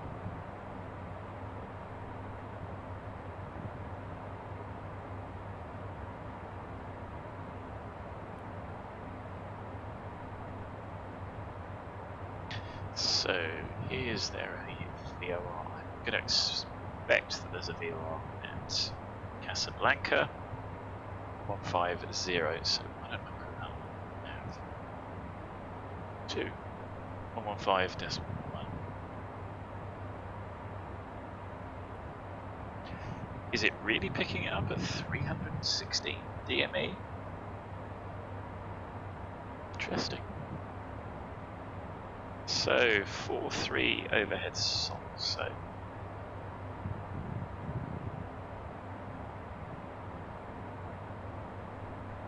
With 3.0.0 gives us a total burn of 950. Still more than predicted. And we've got now a direct segment for 455 miles, 456, looks close enough. Go. Wow, that is picking up the Casablanca VOR. You guys probably can't see that. Down there. 307 nautical miles. I thought that was pretty much the limit of DME. Could be wrong. Ron should know, even for a high power VOR. Don't got nav aid, so what else? Find out.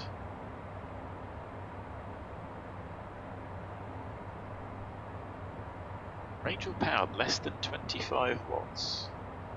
The Casablanca VOR. I don't think. Does the elevation come in 591 feet? Co-located VOR DME. I'm not going to plumb into the formula, but 25 watts.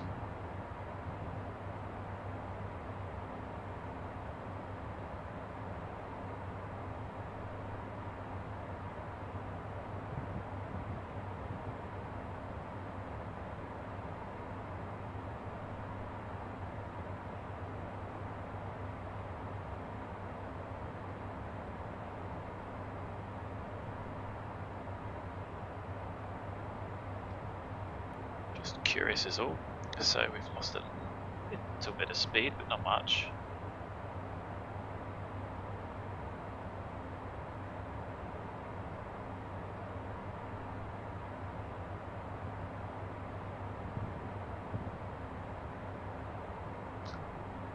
So 25 watts is a medium. Should only have, oh no, that's an NDB.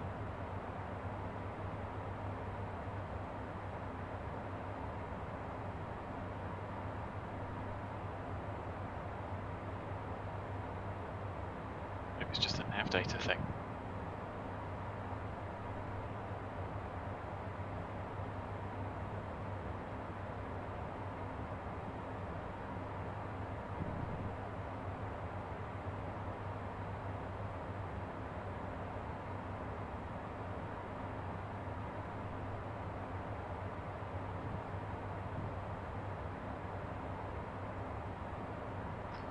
That's another piece of technology that is drifting away.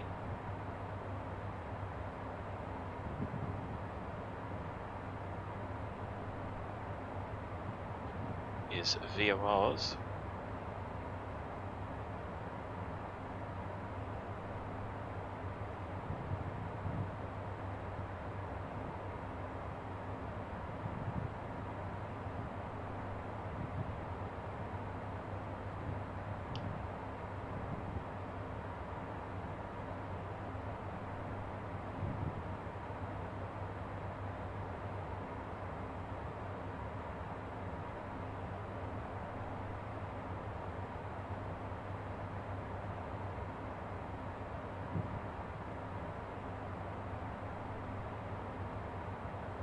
So we go direct right to the FIR boundary, and it's pretty much De La Frontera VOR inbound. So let's have a look at some of that in. I suppose one thing we can do is a bit of an interesting split between the throttles.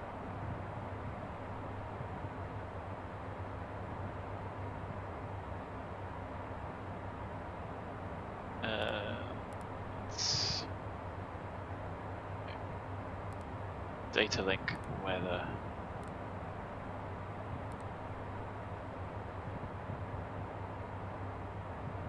The arrival should still be the same.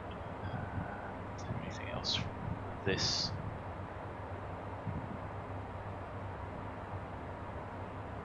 Yes, there are, depending on the runway. Okay, so you're rotating.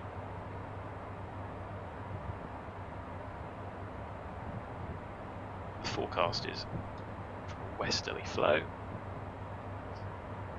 so that shouldn't make too much of a difference. Check weather in a moment, and we were looking for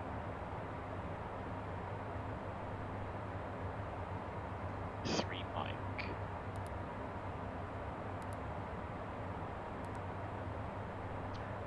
Pop that in. Not sure what approach we'll get given in INS for 27.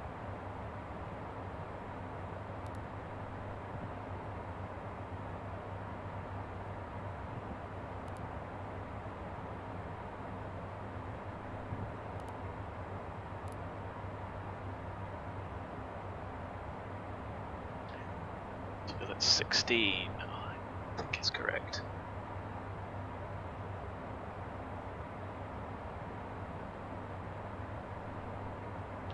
So I think that's down to 3, but we probably won't fly that.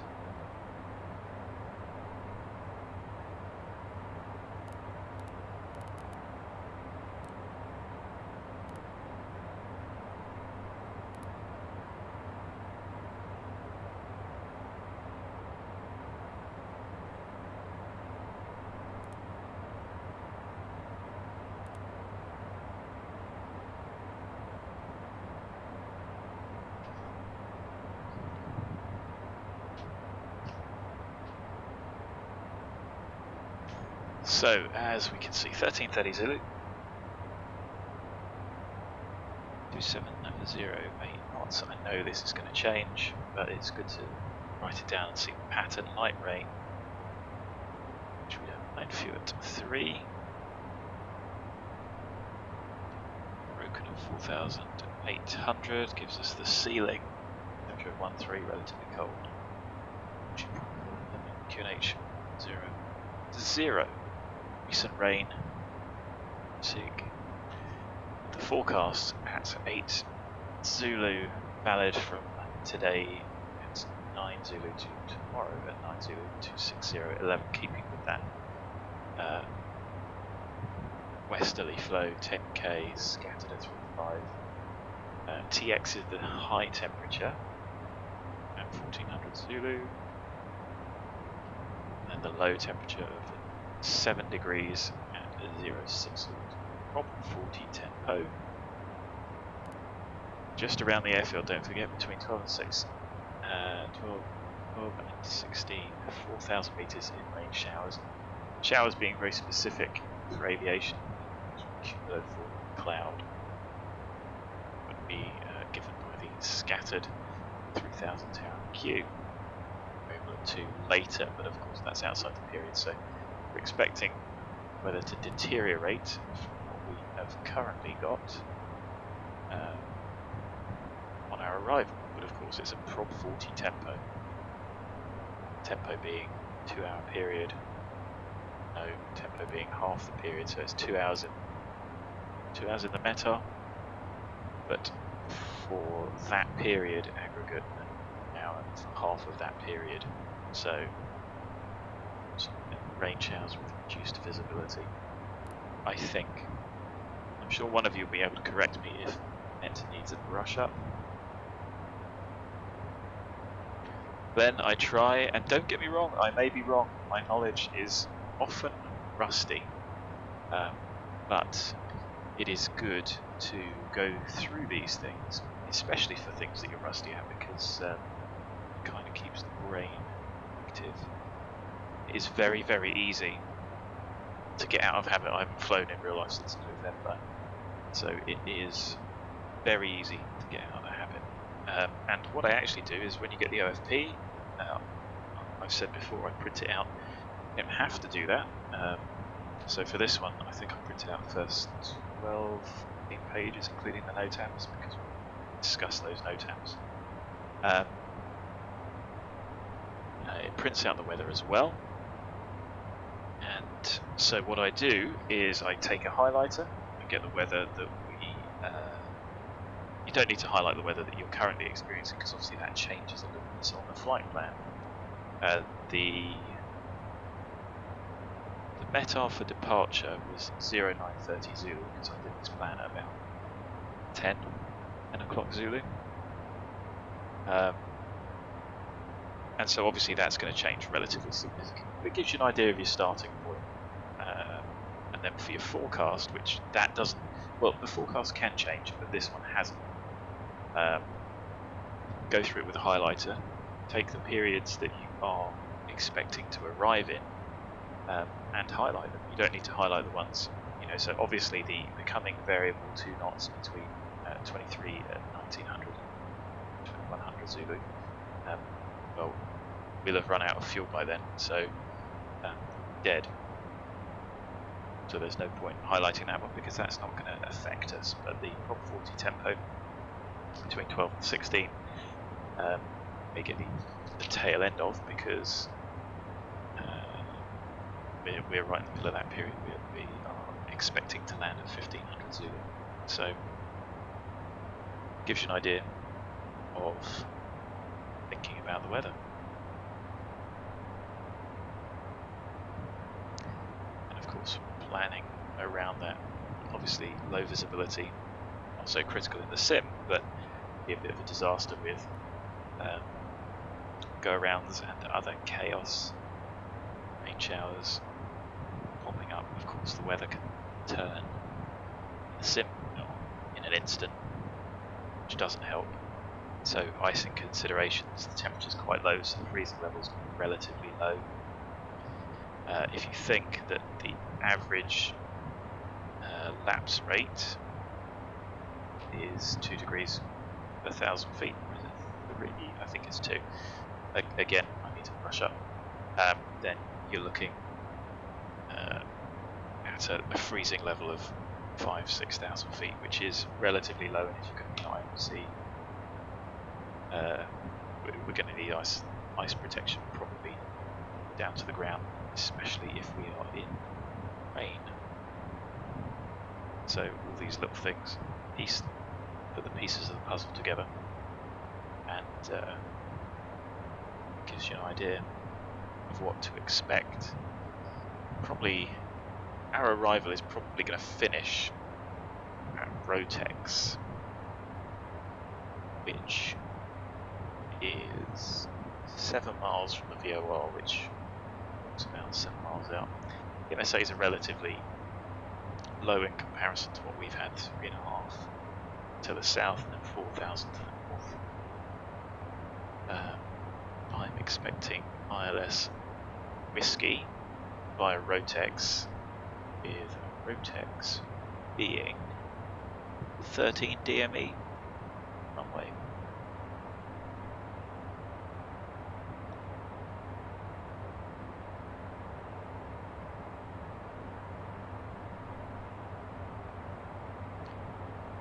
The ILS will take us down to 213 feet Cat C. Round that up a bit actually, because it's 324 on Barrow.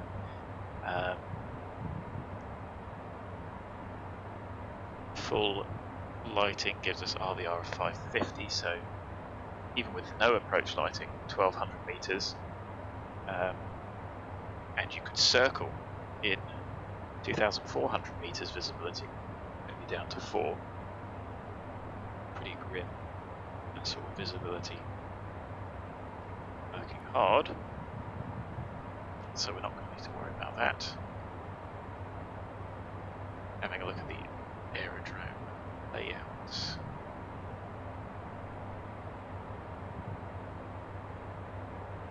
Taxi procedures, okay, they look a bit interesting for the arrival. Speed limits for the NDB.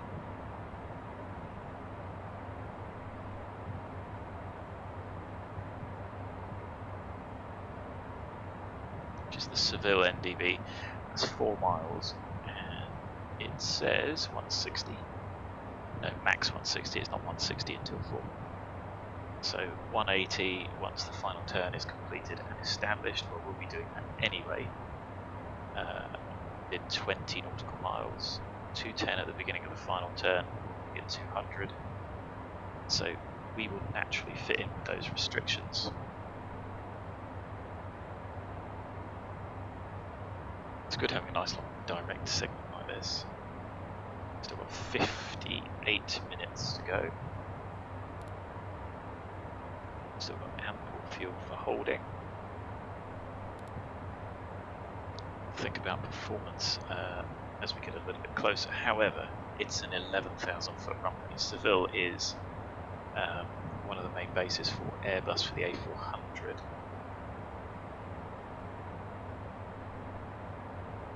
So we don't need to worry about runway length. Very professional, thanks Glenn. Well, I do try and treat it realistically. Just because, why not?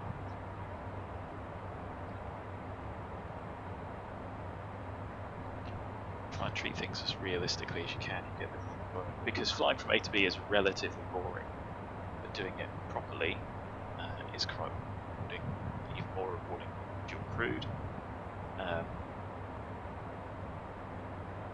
But yeah, it keeps you thinking in 4 dimensions, thinking ahead. What the airplane's going to do, what the controller's going to do. It's good to have, hence why being on VATSIM gets you from 3 dimensions into 4, arguably 5. You've got to divert your attention to listening as well.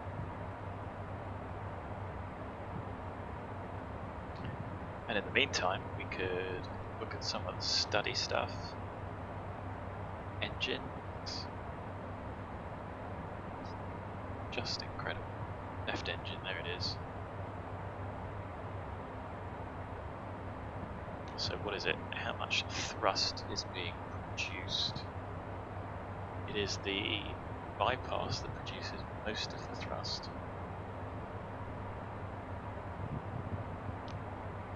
So mass flow.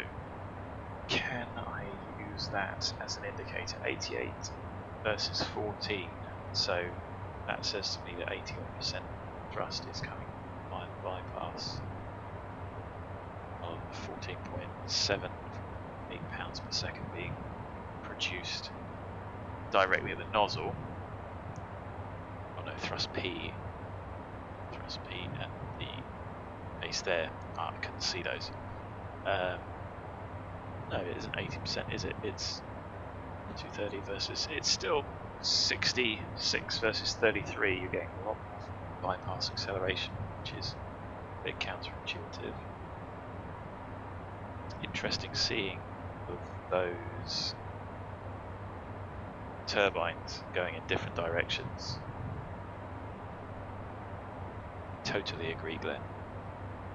It is pretty incredible that, I mean, don't get me wrong, the graphics here, I mean, the graphics here aren't even that bad, are they? You could argue they're a little bit cartoony, but it's just insane.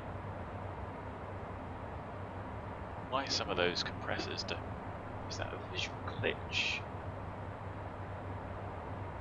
Do they just not do it in reality? I don't know.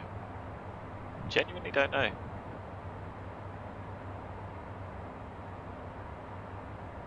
What is that? 82%, low pressure 93%. You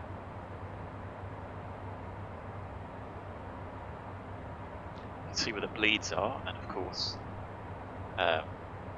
10th stage is taking from AC, etc. 14th is hardly doing anything.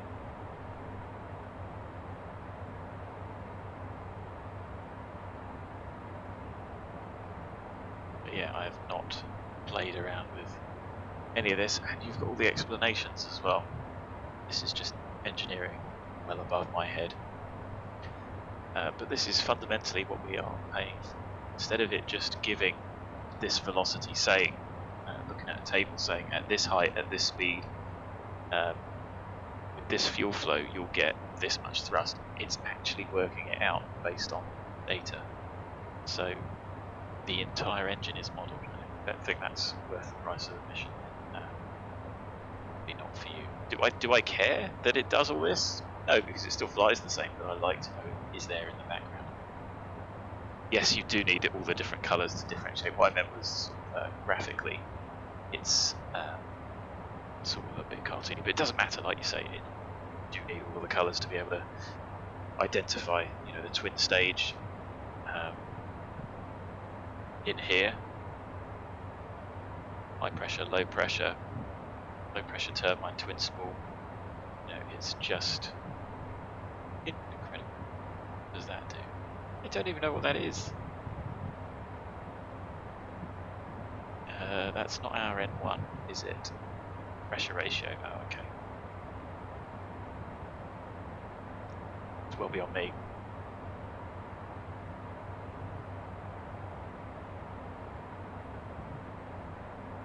And the speed limit bouncing around. It's calculating this, what, a couple of times a second?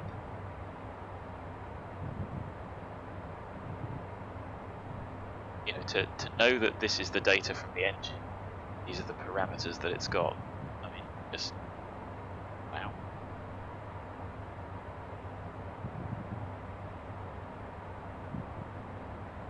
Let's not do that. Leave it as it is. So all of that fundamentally just gives you the summary left down here, which is all you would get from any other aircraft. I think it's fair to say. It is, I would agree, it's entirely my model. That is engineering, you know, certainly from even an 18p level of study. You do not need to go into that level of detail to fly an aeroplane. You just need to know how it fundamentally works and the basic principles. You don't need that much. And that's just one engine. The other one is being calculated independently. Flight controls, engines, environmental. I quite liked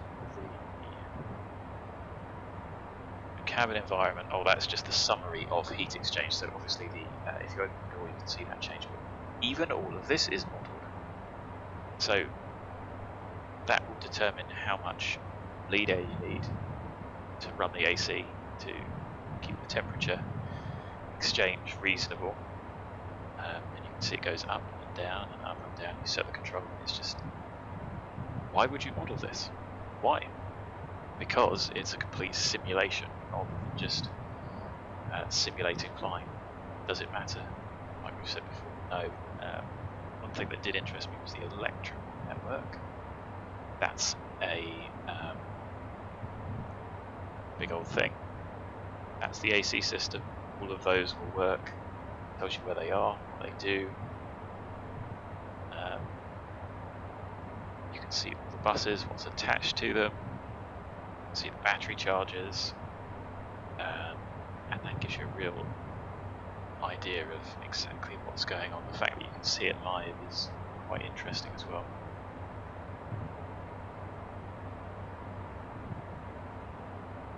See the contactors, external power, CPU generator.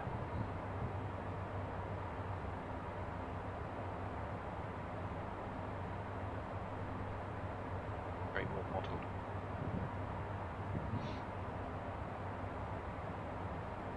So we're hugging the coast of Morocco. That could get political. Sort of Western Sahara, so I won't mention that. Casablanca, 110 nautical miles, and is where, there you go, you can see pointing towards the VOR over here.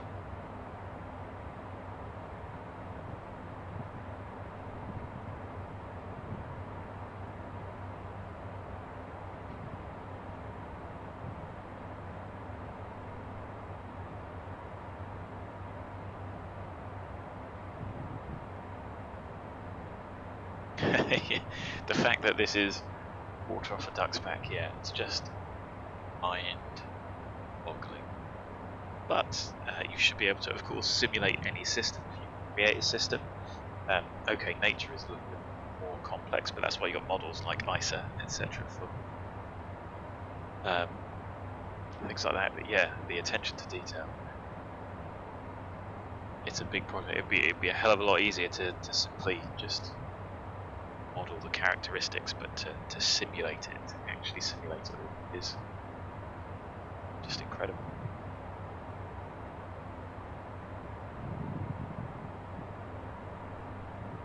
So if we think we're on schedule, we're going to get to ADUBI.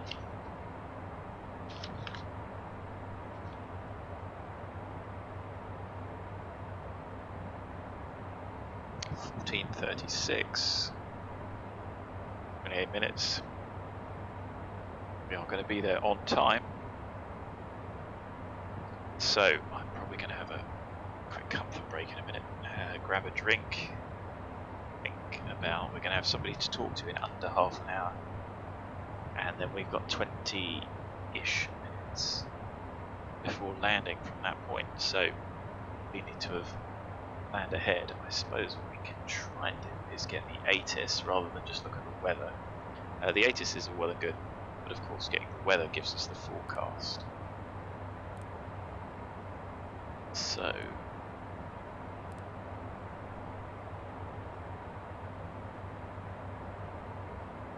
that's been in there for a while, I guess.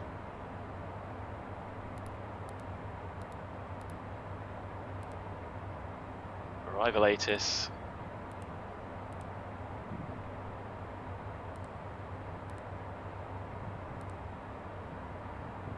Will it give us auto updates? I hadn't checked that before. Oh, Glenn, that is upsetting. It's frustrating. Have you tried the CPU thing? So I've got 8 cores, 8 threads. I'm running on 6 to free some up. That's good, look. We've got the ATIS.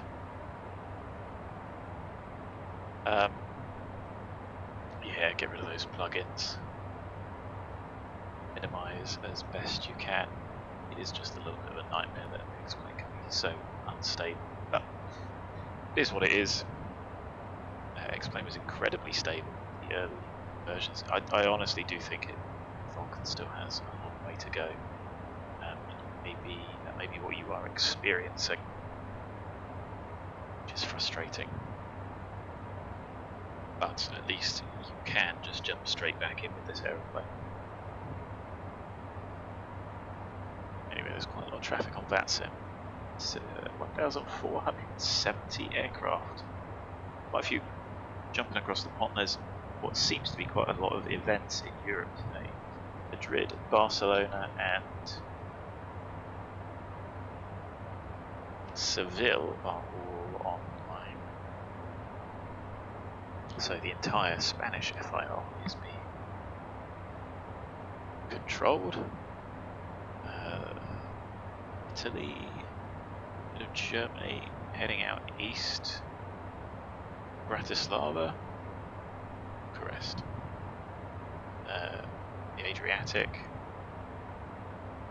busy, and then Far East has been pretty busy as well. Looks like there's some hops from Hong Kong. It'd be nice to do some Far East flying, as I spend quite a bit of time in Asia. Of course, the time difference doesn't necessarily help. On the weekend it's alright. For evening events, flying in the morning here. But otherwise it's not ideal.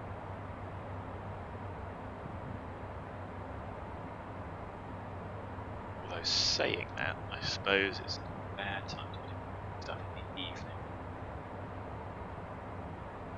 It's 8 o'clock here.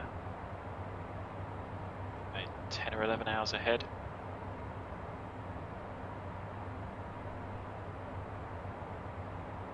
So it's 12 now. It's 3 here. No, it's only 9 hours. So that doesn't quite work. It's 9 or 11, so in the winter it works out quite well.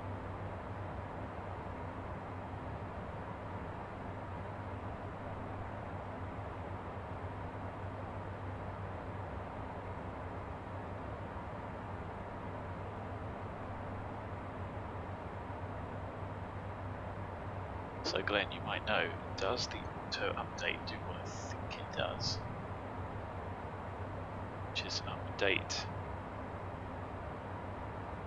A new one is issued.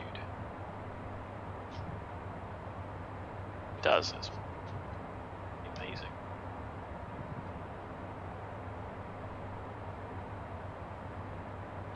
So Charlie 1330, really too fussed about that. 75, 270, 8 knots, 10k. Light rain if you're at 3, 8, 13, 11, 0, recent rain.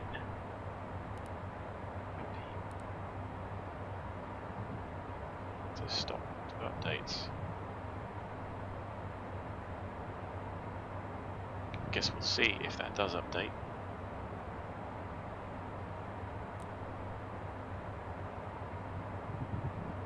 I still haven't played around with the clearance, it baffles me.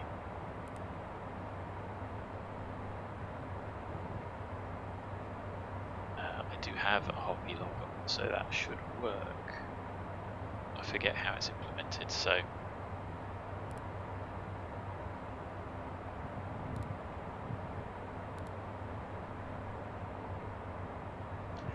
Only 2 minutes, right, I'm going to take a break and be back with you in a little while.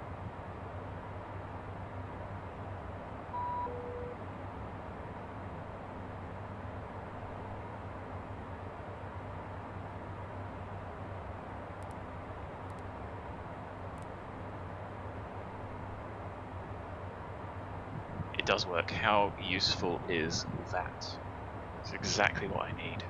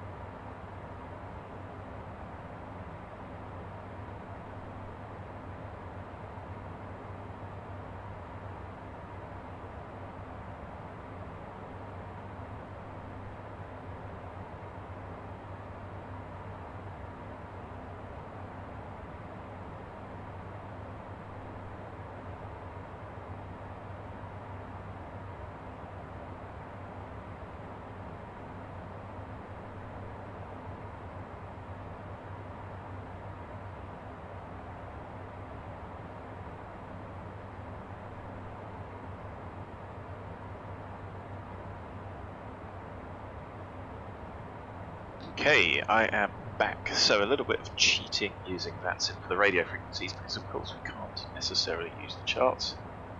They don't match up when it comes to 8.33. So look. You can of course pre-tune these in reality.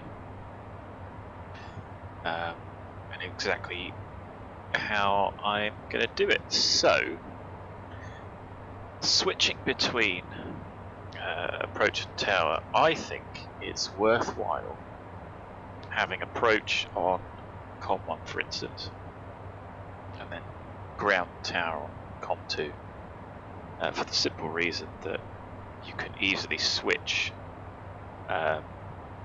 if you need to go around, or you can have your main approach on COM1, you can have tower, and then ground box 2 is certainly worth doing in my perspective. So you know that you can easily switch between the multitude you've got. Now that I've got the ability to switch between transmitting using the audio panel here, you can see it's push of a button to monitor and transmit, so that makes it much more realistic and much more easier to utilize. So I think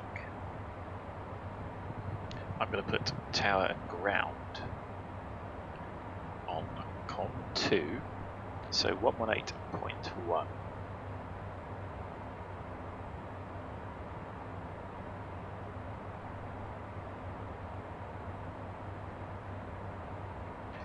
So 1181 is tower, 1217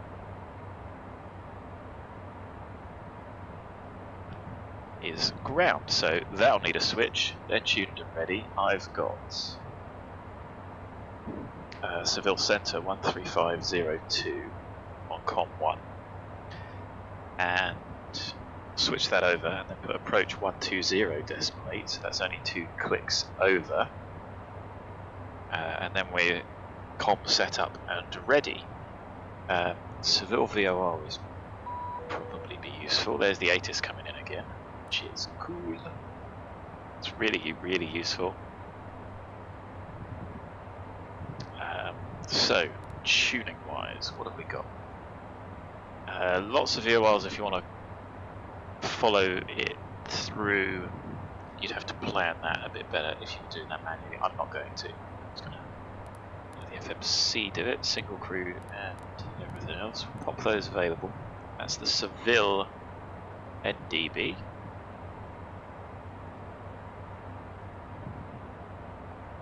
What's that traffic? Is that going the other way? It looks it.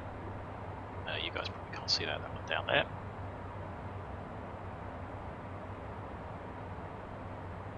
So, a line, CAI 738, I don't recognise that call sign. I'm sure there's plenty that I don't recognise. That A340 is only going past. It's not even at Casablanca yet. Isles behind us. 40 knots. 10 miles every 15 minutes. So, let's have a look at this weather. So, it's now Echo. 14:15. LS27. We are going to have to change the transition level to 075. For wind, 2704. Variable between 230 and 320. 8k in light rain.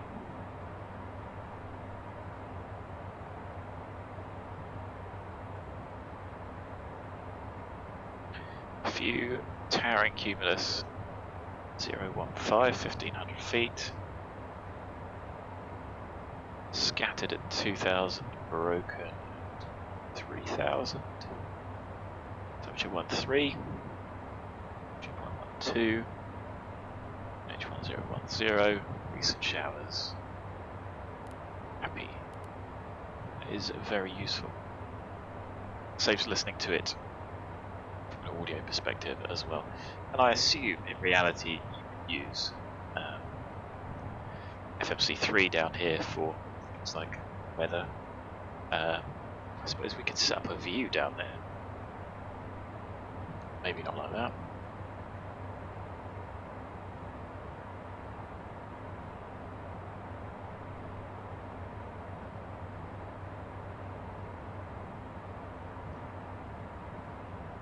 So that's easy enough to do.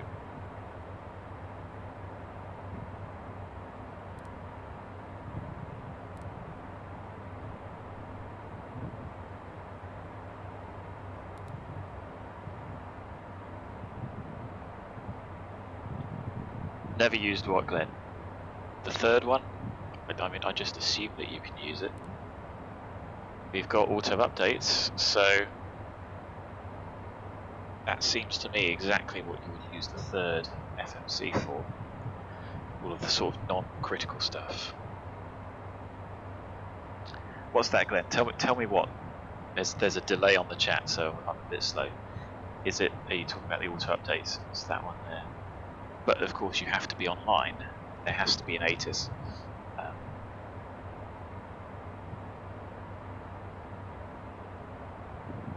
Anyway, 1436, we're going to be approaching relatively soon. So, let's start planning for our arrival.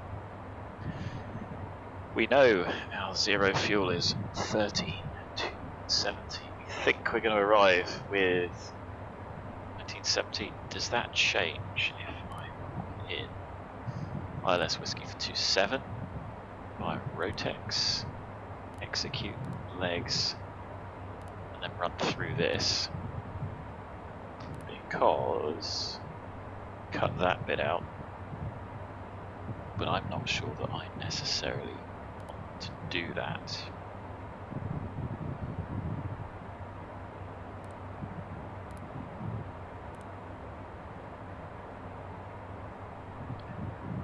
So I think for the time being, let's cancel that. Let's put vectors in.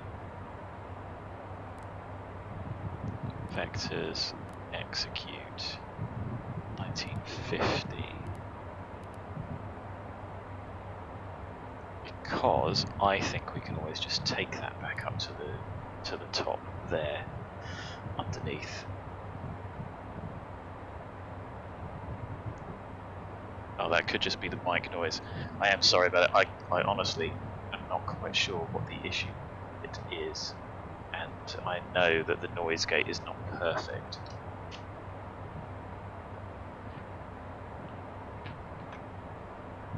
Maybe the noise is more distracting, I don't know.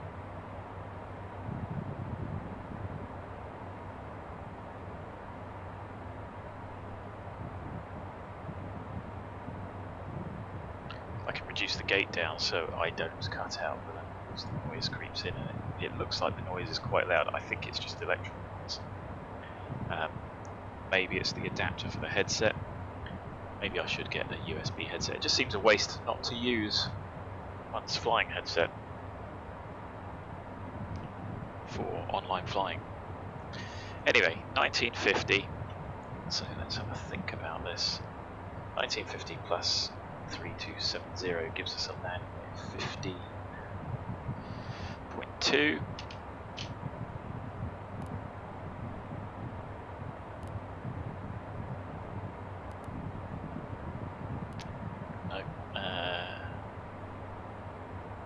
Approach, there we go. 27, yes. Wind we set was 2704, which is basically nothing. 3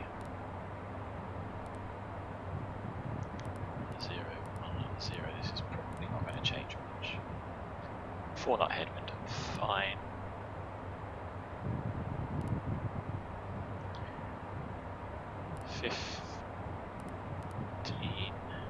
Why is that not working?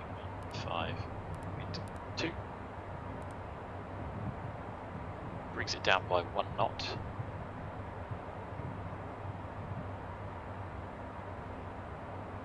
So 1950 if we're going to land with that, we'll add an extra knot. So adding the +5 gives us 129 as the app. You can see we have ample landing performance. So even at max landing weight, if we did 17.2, which obviously we can't get to, it's still next to nothing. 15.5. Of course, we're going to do 15.2 as a reasonable estimate. That's field length including the performance factors as well, so don't forget that is including your safety margins, so you should stop all there. Nice and easy. Climb gradients, I don't think there's a restriction on these approaches.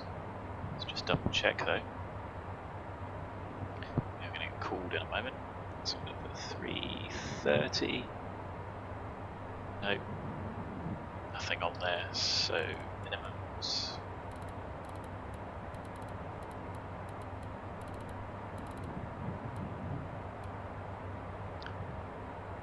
And then the next is just VNAV. Happy, checked, happy, and 7.5 as we got from the ATIS. That's going to make not much difference. Dial in 1010, but it does cancel out after a while, doesn't it? Top of descent in 25 miles. So we're on VNAV. Have the autopilot take over the speed.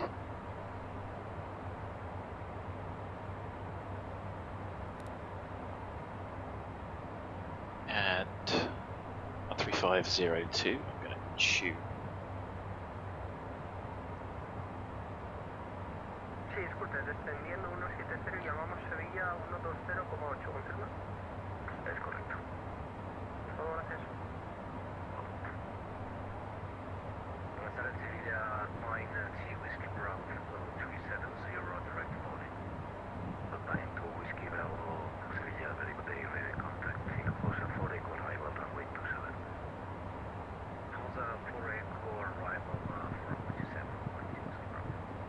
Goodbye to Whiskey Bravo, plan descent level 210 by Echo Fosa, report ready for descent. 210 by Echo Fosa and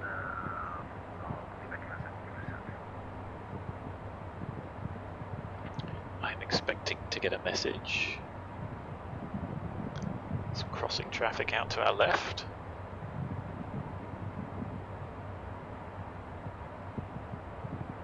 No idea what airline that is.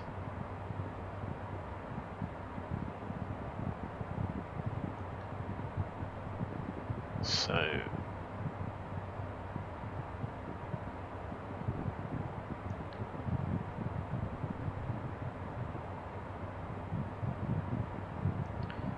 Buenos Dias, Prefect 99, flight level 360, ADUBI.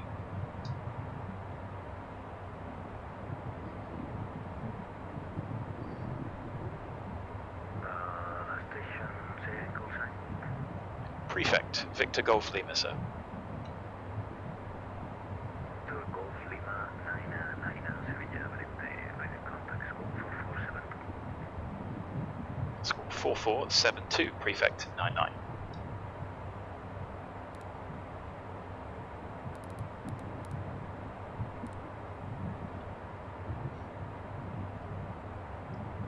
So I'm actually going to bring the speed back. I have to do some manual intervention.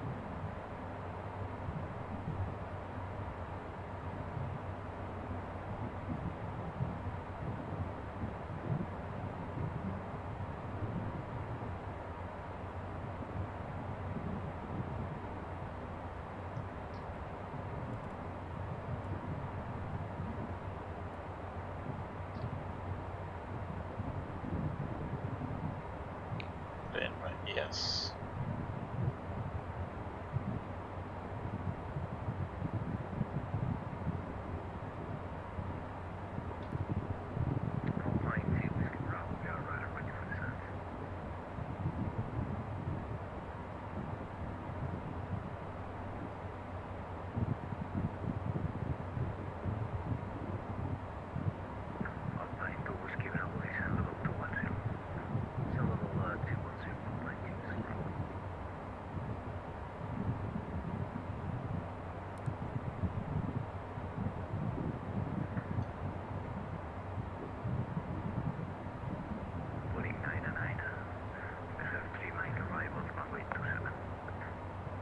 They have 3 Mike, arrival runway 27, prefect 99.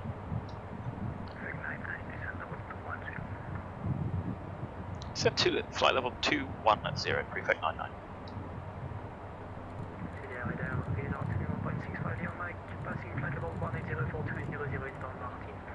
So let's get some vertical speed. Let's take V now out at the moment.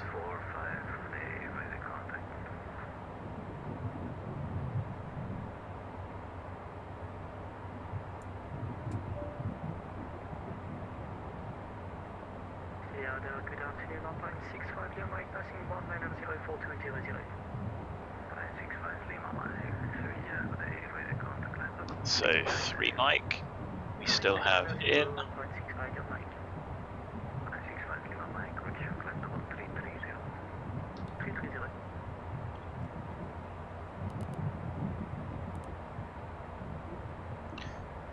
That's because we need to activate VNAV path, resume, happy. So we have been cleared. The clearance limit is a good question. I think it's the end. Nothing else saying that. So the clearance limit is Seville 1137.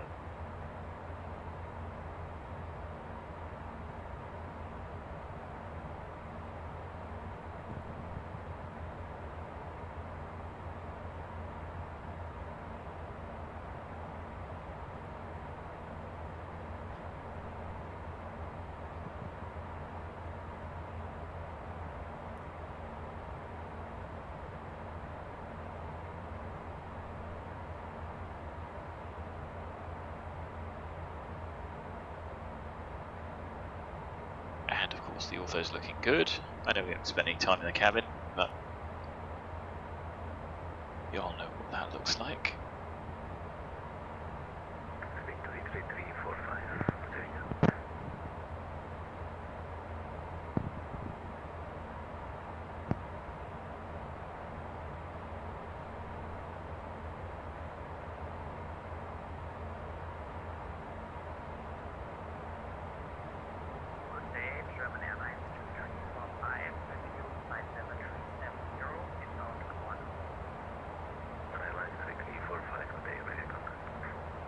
So I'm going to put turbulence mode on because the airplane's bouncing around all over the place. There we go, changed over to 300, coming down like a stone as well.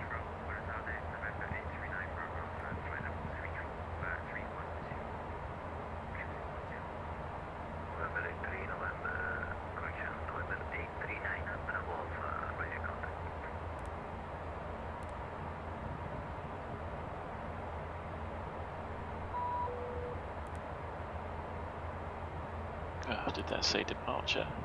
No. Odd. Oh, it looks like it's gone offline. That's strange.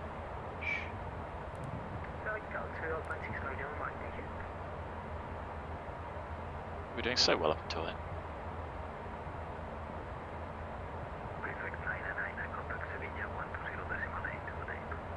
Seville 120.8, thank you for the service. Hi, prefect 99.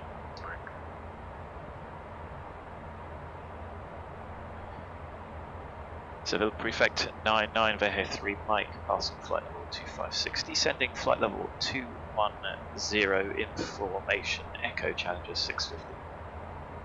Perfect 99, hello, you're still identified, infinity sound flight level 990. Continue descent flight level 900, prefect 99. Prefect 99, you can expect the ILS to approach for runway 27. Was that Zulu for 27, prefect 99? FM Zulu. ILS Zulu 27, prefect 99. So, let's put that in. Vectors, execute, and let's get rid of these off the charts.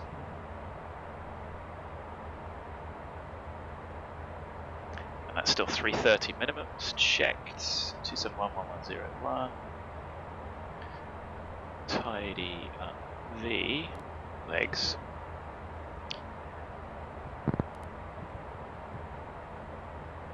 Happy.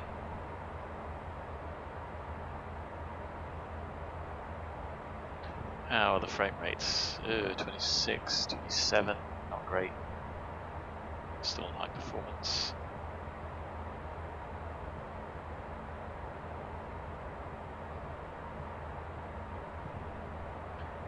So 1101.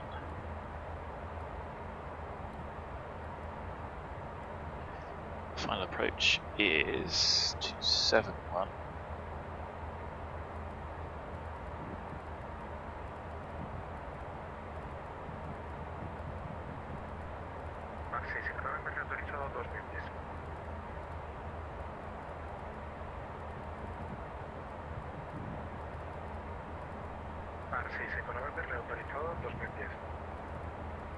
Descendiendo 2010, así se con el escucha.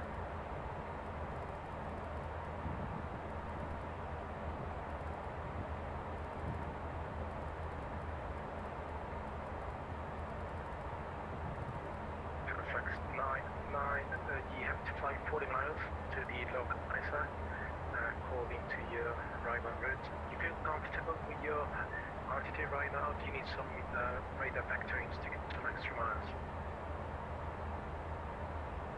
I think we're okay for the moment, prefect 99. Prefect 99, that's great. In that case, it's at 5,000 and QNH 1010. Set altitude 5,000 feet, QNH 1010, prefect 99. We can use a little bit of speed brake if we need to. 2982, we definitely had that. We are in flight level change. I think we will get back on profile. Might be a little bit high, but that looks like it's going to include speed as well. 40 track miles. Yeah, we're a little bit high, but we are steaming down.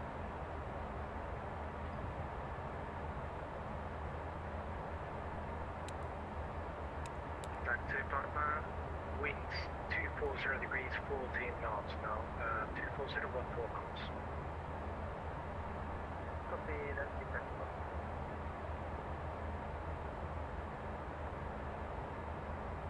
Civil approach, very good evening of mine, TOC Bravo, level 210.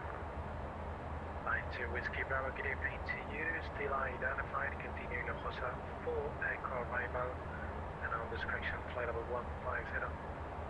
Thank you, continue another for echo arrival for level 150, 920. Bases, economy derecha 250, verified centro 27. Why is that pointing the wrong way?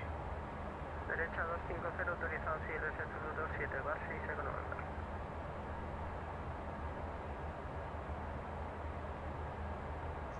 ISV is what we need. Why have we got ISE? Why is that picking up the wrong thing?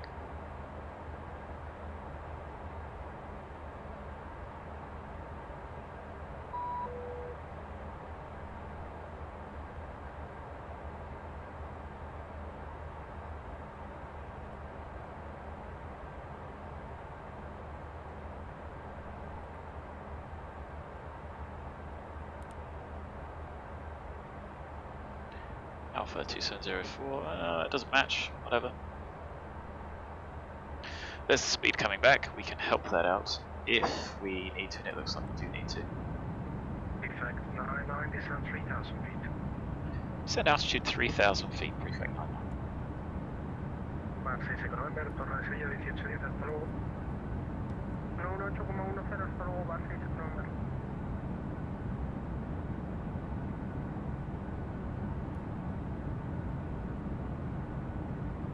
There we go, we're back on path.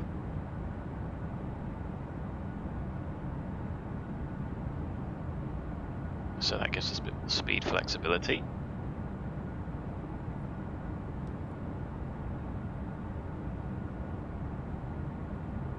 Descent checklist. Shoulder harness. Passenger signs. Pressurization. Fuel quantity and balance. Checked 40 kilos. FMS, landing data, charts. We've done. Approach briefing. We've carried out. VNAV transition flight level. We've done. Descent checklist complete.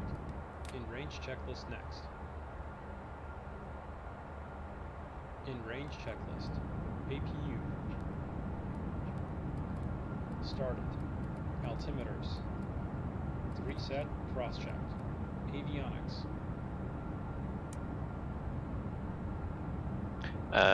Happy, I will revert if I need to. External lights. On.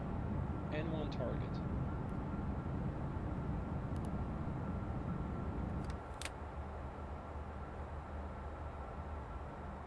Can't do yet. Not sure why it's picked up the wrong one.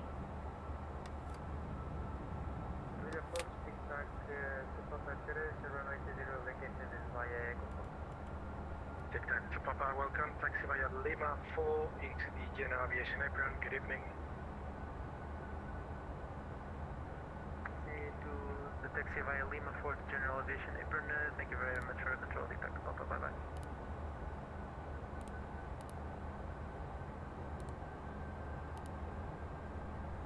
Fact 99, 2,000 feet, and you cleared for straight in ILS to approach on runway 27. Descent altitude 2,000 feet, cleared straight in ILS 27, prefect 99.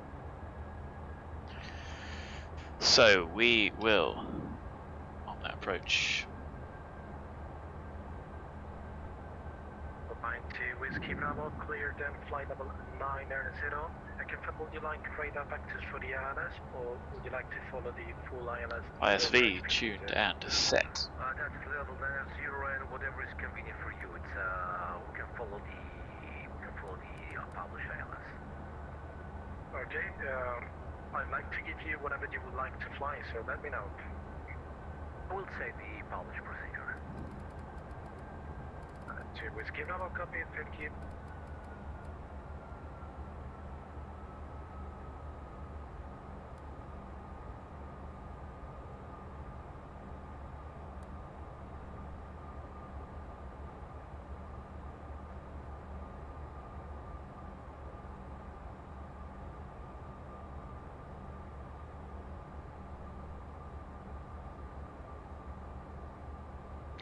I think VNAV is selling us a pup.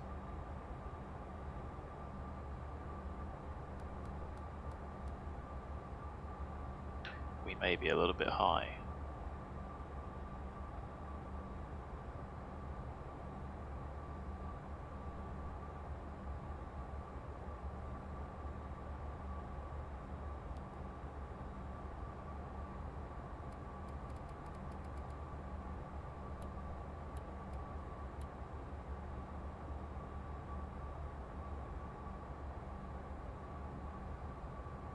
So, why have we not got our target yet?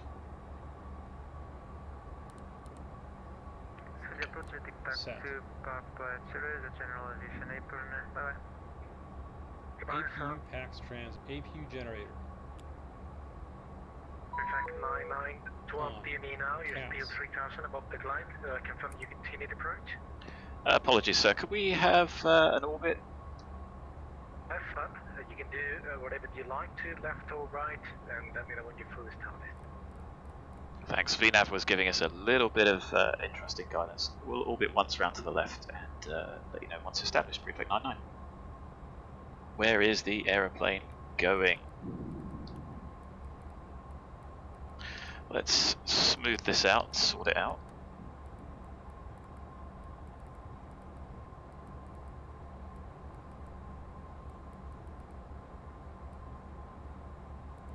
So the reciprocal is 091, so let's keep that coming on. no idea what that is giving us now. So let's keep going around 200 knots. Should have gone back to the old mental maths. There we go. So localizer, India, Sierra Victor, minimums are set. That was a bit of a mess, wasn't it? We could have done it, but VNav was not being helpful. There you go, 500. We don't need to rush any further down, as we're now back on the glide. Didn't really want to intercept that from above.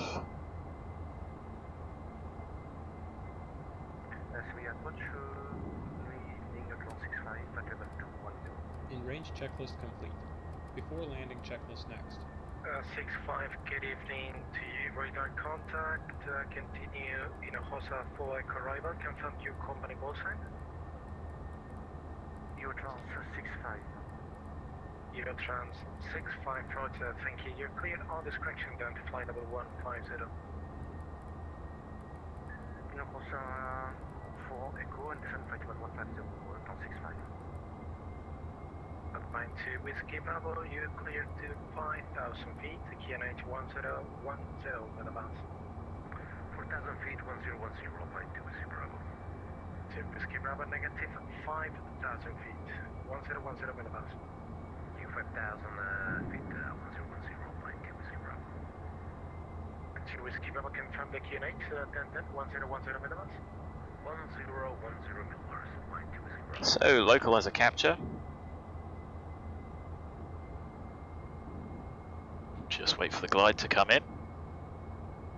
13 miles.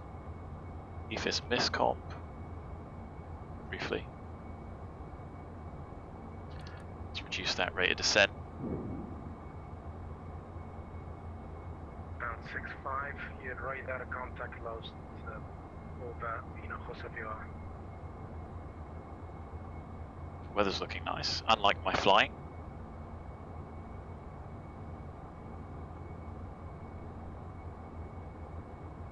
So the mist is to 4, follow an arc. That's going to be a disaster if we have to do that.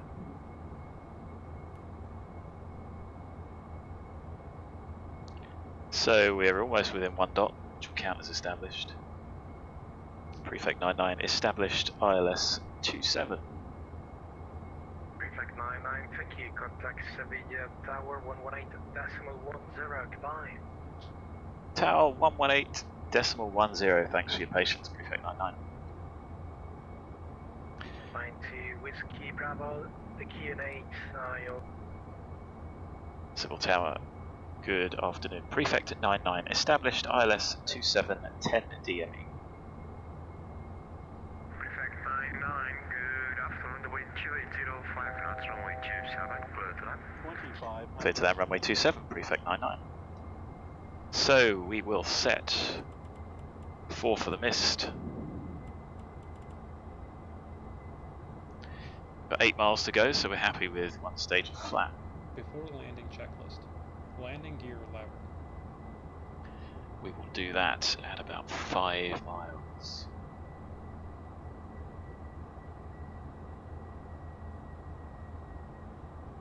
We have been cleared to land, so taxi, pop those on. I think you meant to do the nose, whatever.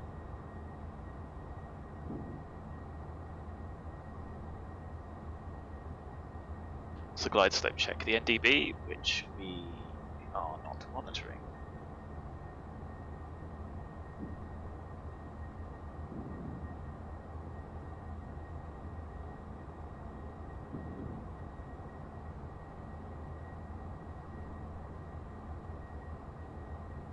Oh, actually it's max 160 over the NDB, isn't it? So let's do that now.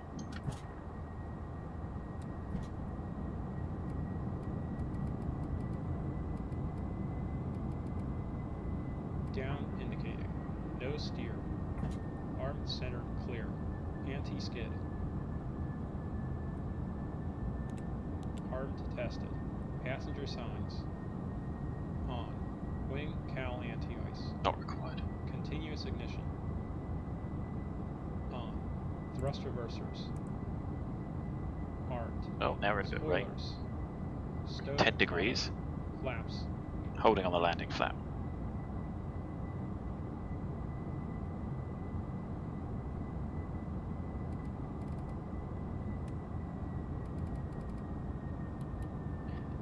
And we'll take 129. 1,000. Set. CAS. Checked. Before landing checklist complete. After landing checklist next.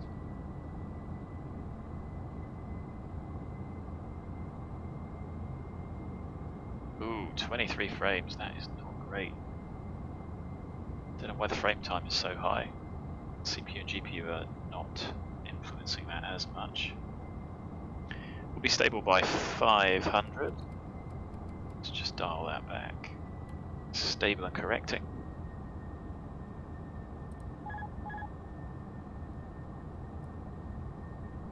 That variable wind is bouncing the aeroplane about a bit. 500.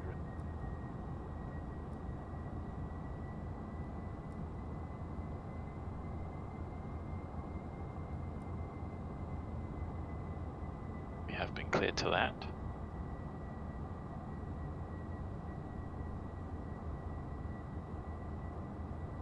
Approaching minimums.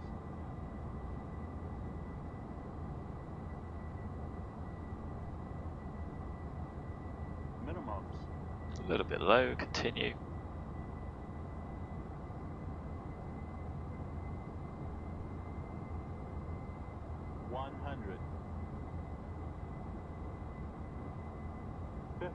Flight 40, flight 30, 20, 10.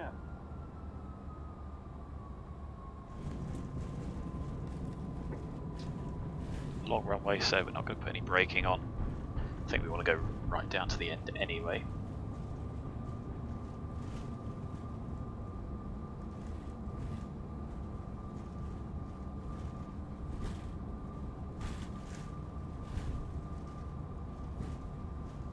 There's 60 knots versus stowed.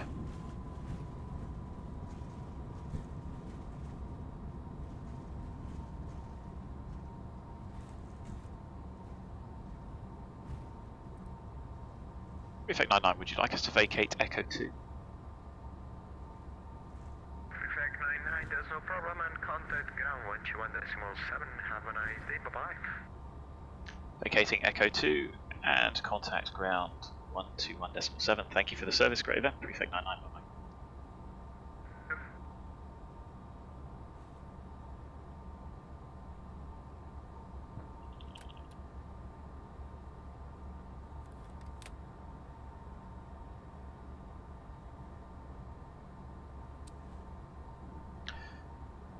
Seville ground, Prefect 99, vacated Echo 2.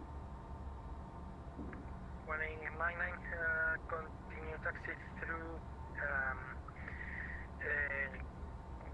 gate 5 and your stand is the T1. Could we request general aviation parking, please, Prefect 99? Yes, sorry. Yes, so continue via Alpha Gate 1.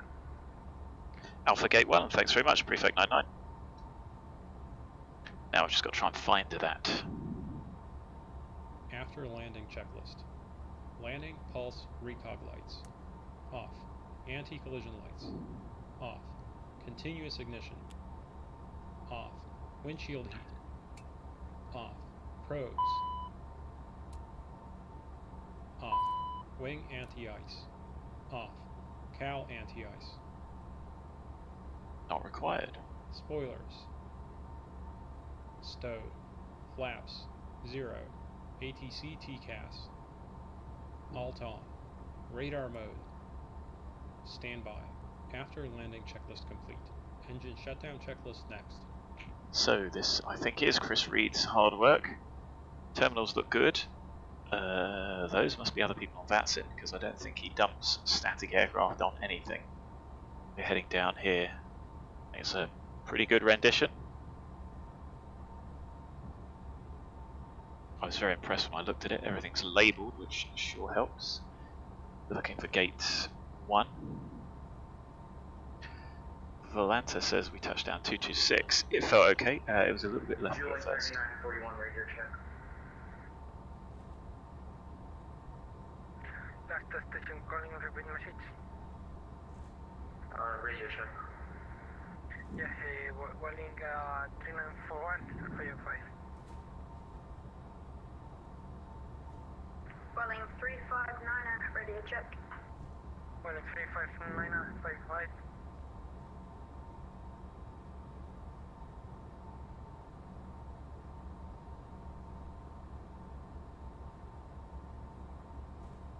So I think we need some of the stands that are closer to us currently.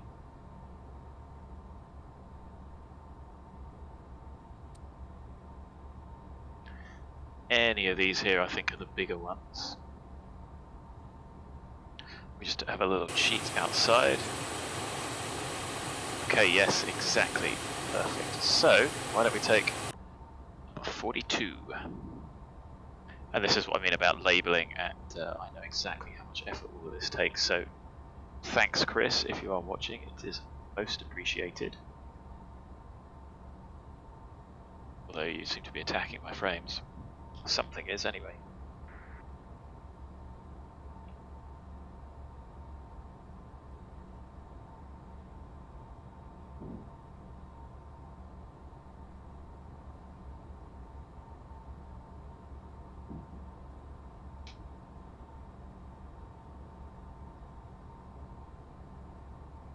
I think we should fit in this little red box.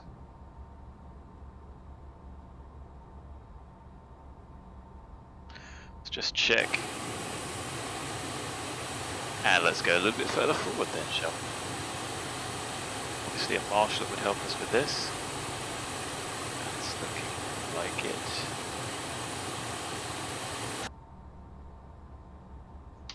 Maybe we are in the wrong spot. Who knows? Engine shutdown checklist. Taxi lights. Parking brake. Set. Reverse thrust. Stowed. Generators 1 and 2. Off. Engine 2 shut down. Fuel boost pumps. Off. Fuel system. Clear to destination Palma de Mallorca via Vivas Takeoff. Active runway.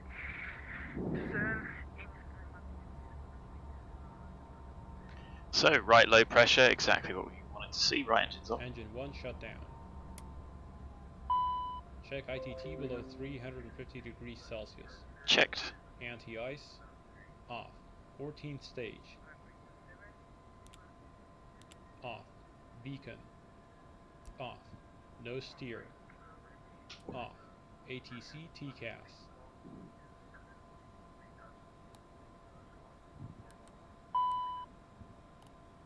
Standby 0. Parking brake if chalked. We will turn it off in a moment, but let's get those chocks in. Passenger signs. Off. Cabin differential. 0 PSI. Engine shutdown checklist complete. Securing checklist next. Shocks are in.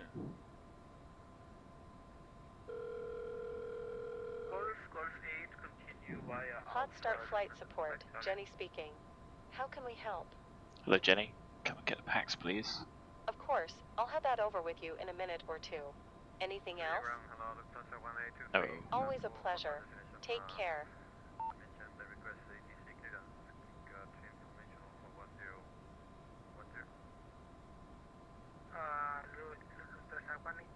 Hi. Clear to destination via Hotel India Juliet 4 Golf, runway active 6,000 feet, main has a map altitude 6,000 feet, escort 4412. So, let's go do the pits.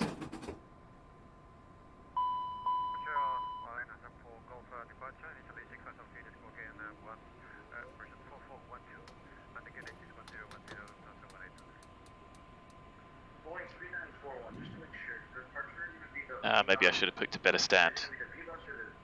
We'll tow it later.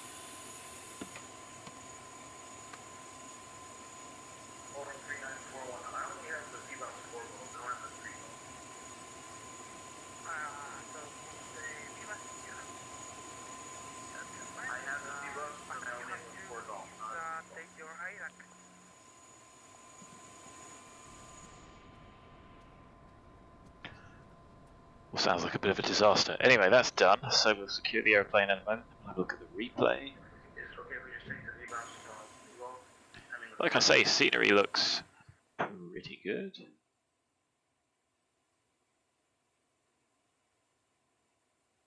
That's a big bird. We would probably be better off on one of those, don't you think? Just thinking wingspan wise. Oh, maybe we would have been better off a little bit further back.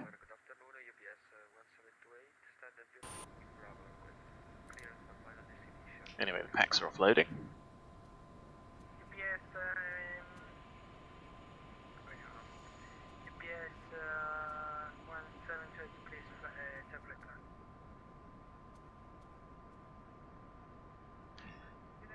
I'll push the aeroplane back a little bit further. So I'm not sure if I'll fly again today, and I probably won't have time tomorrow. I am then back on Tuesday, so might have time on Tuesday. Then Wednesday, Thursday I'm working, and Friday I probably won't have time because I'm off on holiday on Saturday.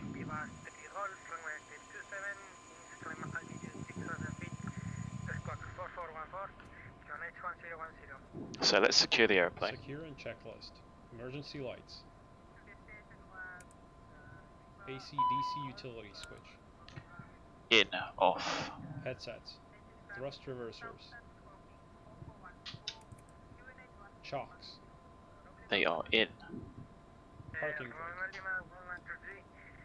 Off. Hydraulic pumps. Nav lights, logo light. APU generator.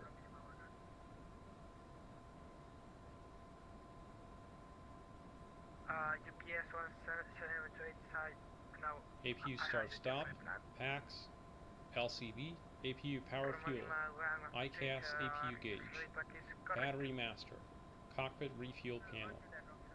Just so I don't forget.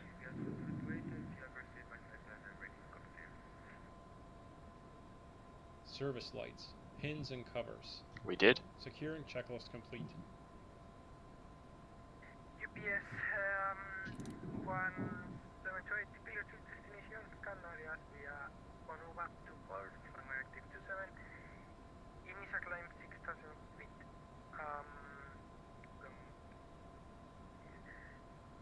Squawk 4415 QNH 1010.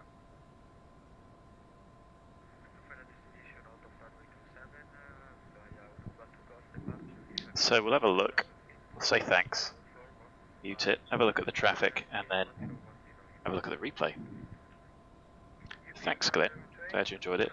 The descent was a bit poorly planned. VNAV was selling us a pup.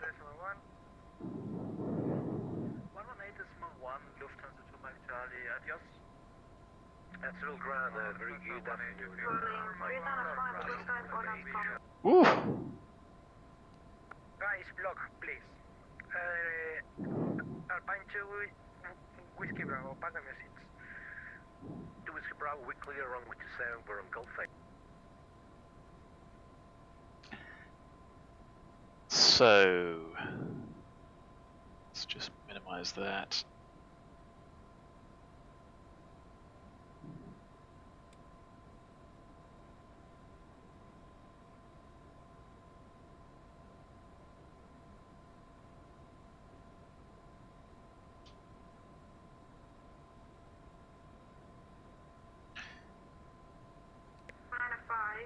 Request IFR down to Palma Demo. Clear to destination. Palma de Mallorca, via Pivas to Golf. Runway active 2. Cool. So let's have a look outside. Louder motion, slightly in the wrong spot. Could be parked up there. I suppose you could fit those in. There's a lot of aeroplanes. It's a big old bird. Not sure the liveries are all necessarily correct. But hey ho. Like I say, I'm impressed with the airport. Chris has clearly done a sterling job. Be fun to update all of these things for X-Plane 12. It's nice to see quite a bit of traffic knocking about. And I mean, like, even the pedestrian walkways is a good job. They do need some pedestrian, what's the word I'm looking for? You know, like a good thick crossing markings. But you know, Chris has drawn all of this by hand, and I know how time consuming that is. I think it's a pretty good job. So, I think we'll log off, watch the replay as we watch this big old beastie depart. Using quite a lot of runway there. That is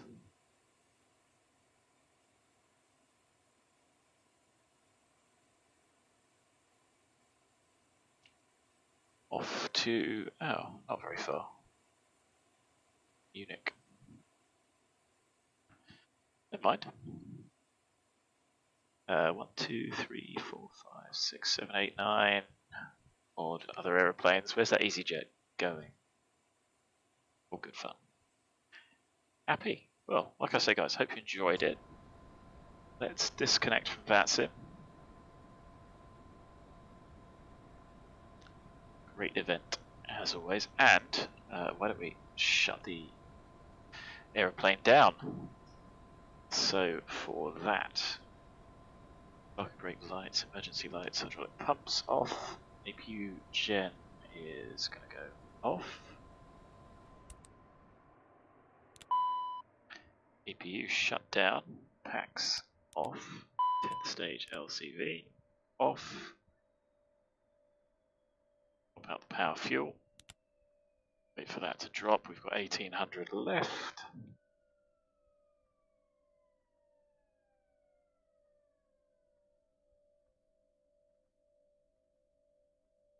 So we'll just wait for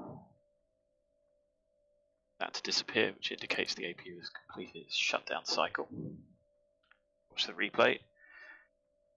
And then, yeah, I probably won't fly tonight. I don't know where we would go from next.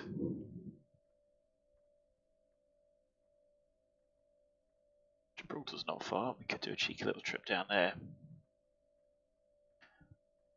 Or we could start thinking about heading back to Blighty. It would have been nice to get down to Cape Verde, but of course that is a bit of a long way. Some more exploring needed.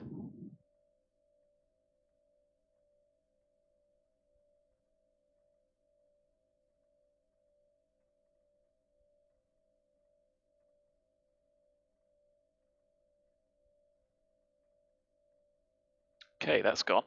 So, battery master off, nav lights off.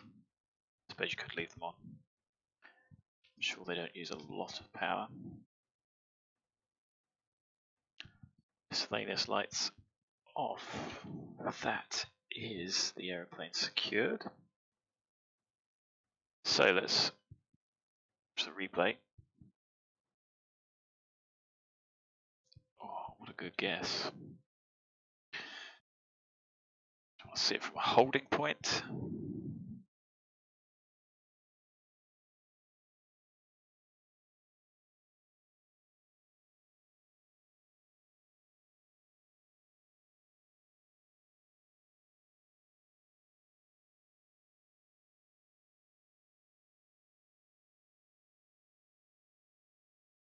Oh, that was a little bit of a thump, but still not terrible. Well, you be the judge, you tell me if you thought it was terrible. Bit of a thump. I thought we'd held it off a bit more. I guess I was just a little bit high in the rain. But we made it comfortably. I think it just goes to show you can get the airplane stopped at some pretty short distances.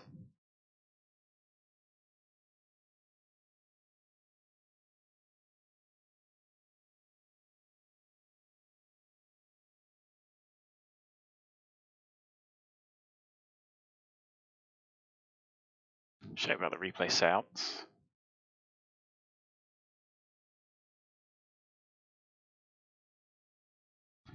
And of course there was a lot more traffic when we arrived. Anyway, thanks for the support, guys. I hope you enjoyed it. It's a bit of a long trip. Was it 1 hour 40 airtime-ish? But I'm glad we could come and help support. And if you're going to be watching the football that we came here for, then please also enjoy that. And until the next time, enjoy the rest of the weekend. Like I say, probably won't be on tomorrow, but I don't know. And I probably won't be on later, but I can't make any promises. I might, it's only 4 o'clock now, I might fancy a quick trip later. But if I don't, thanks for the support, and I'll see you again next week, hopefully. So, until then, bye for now.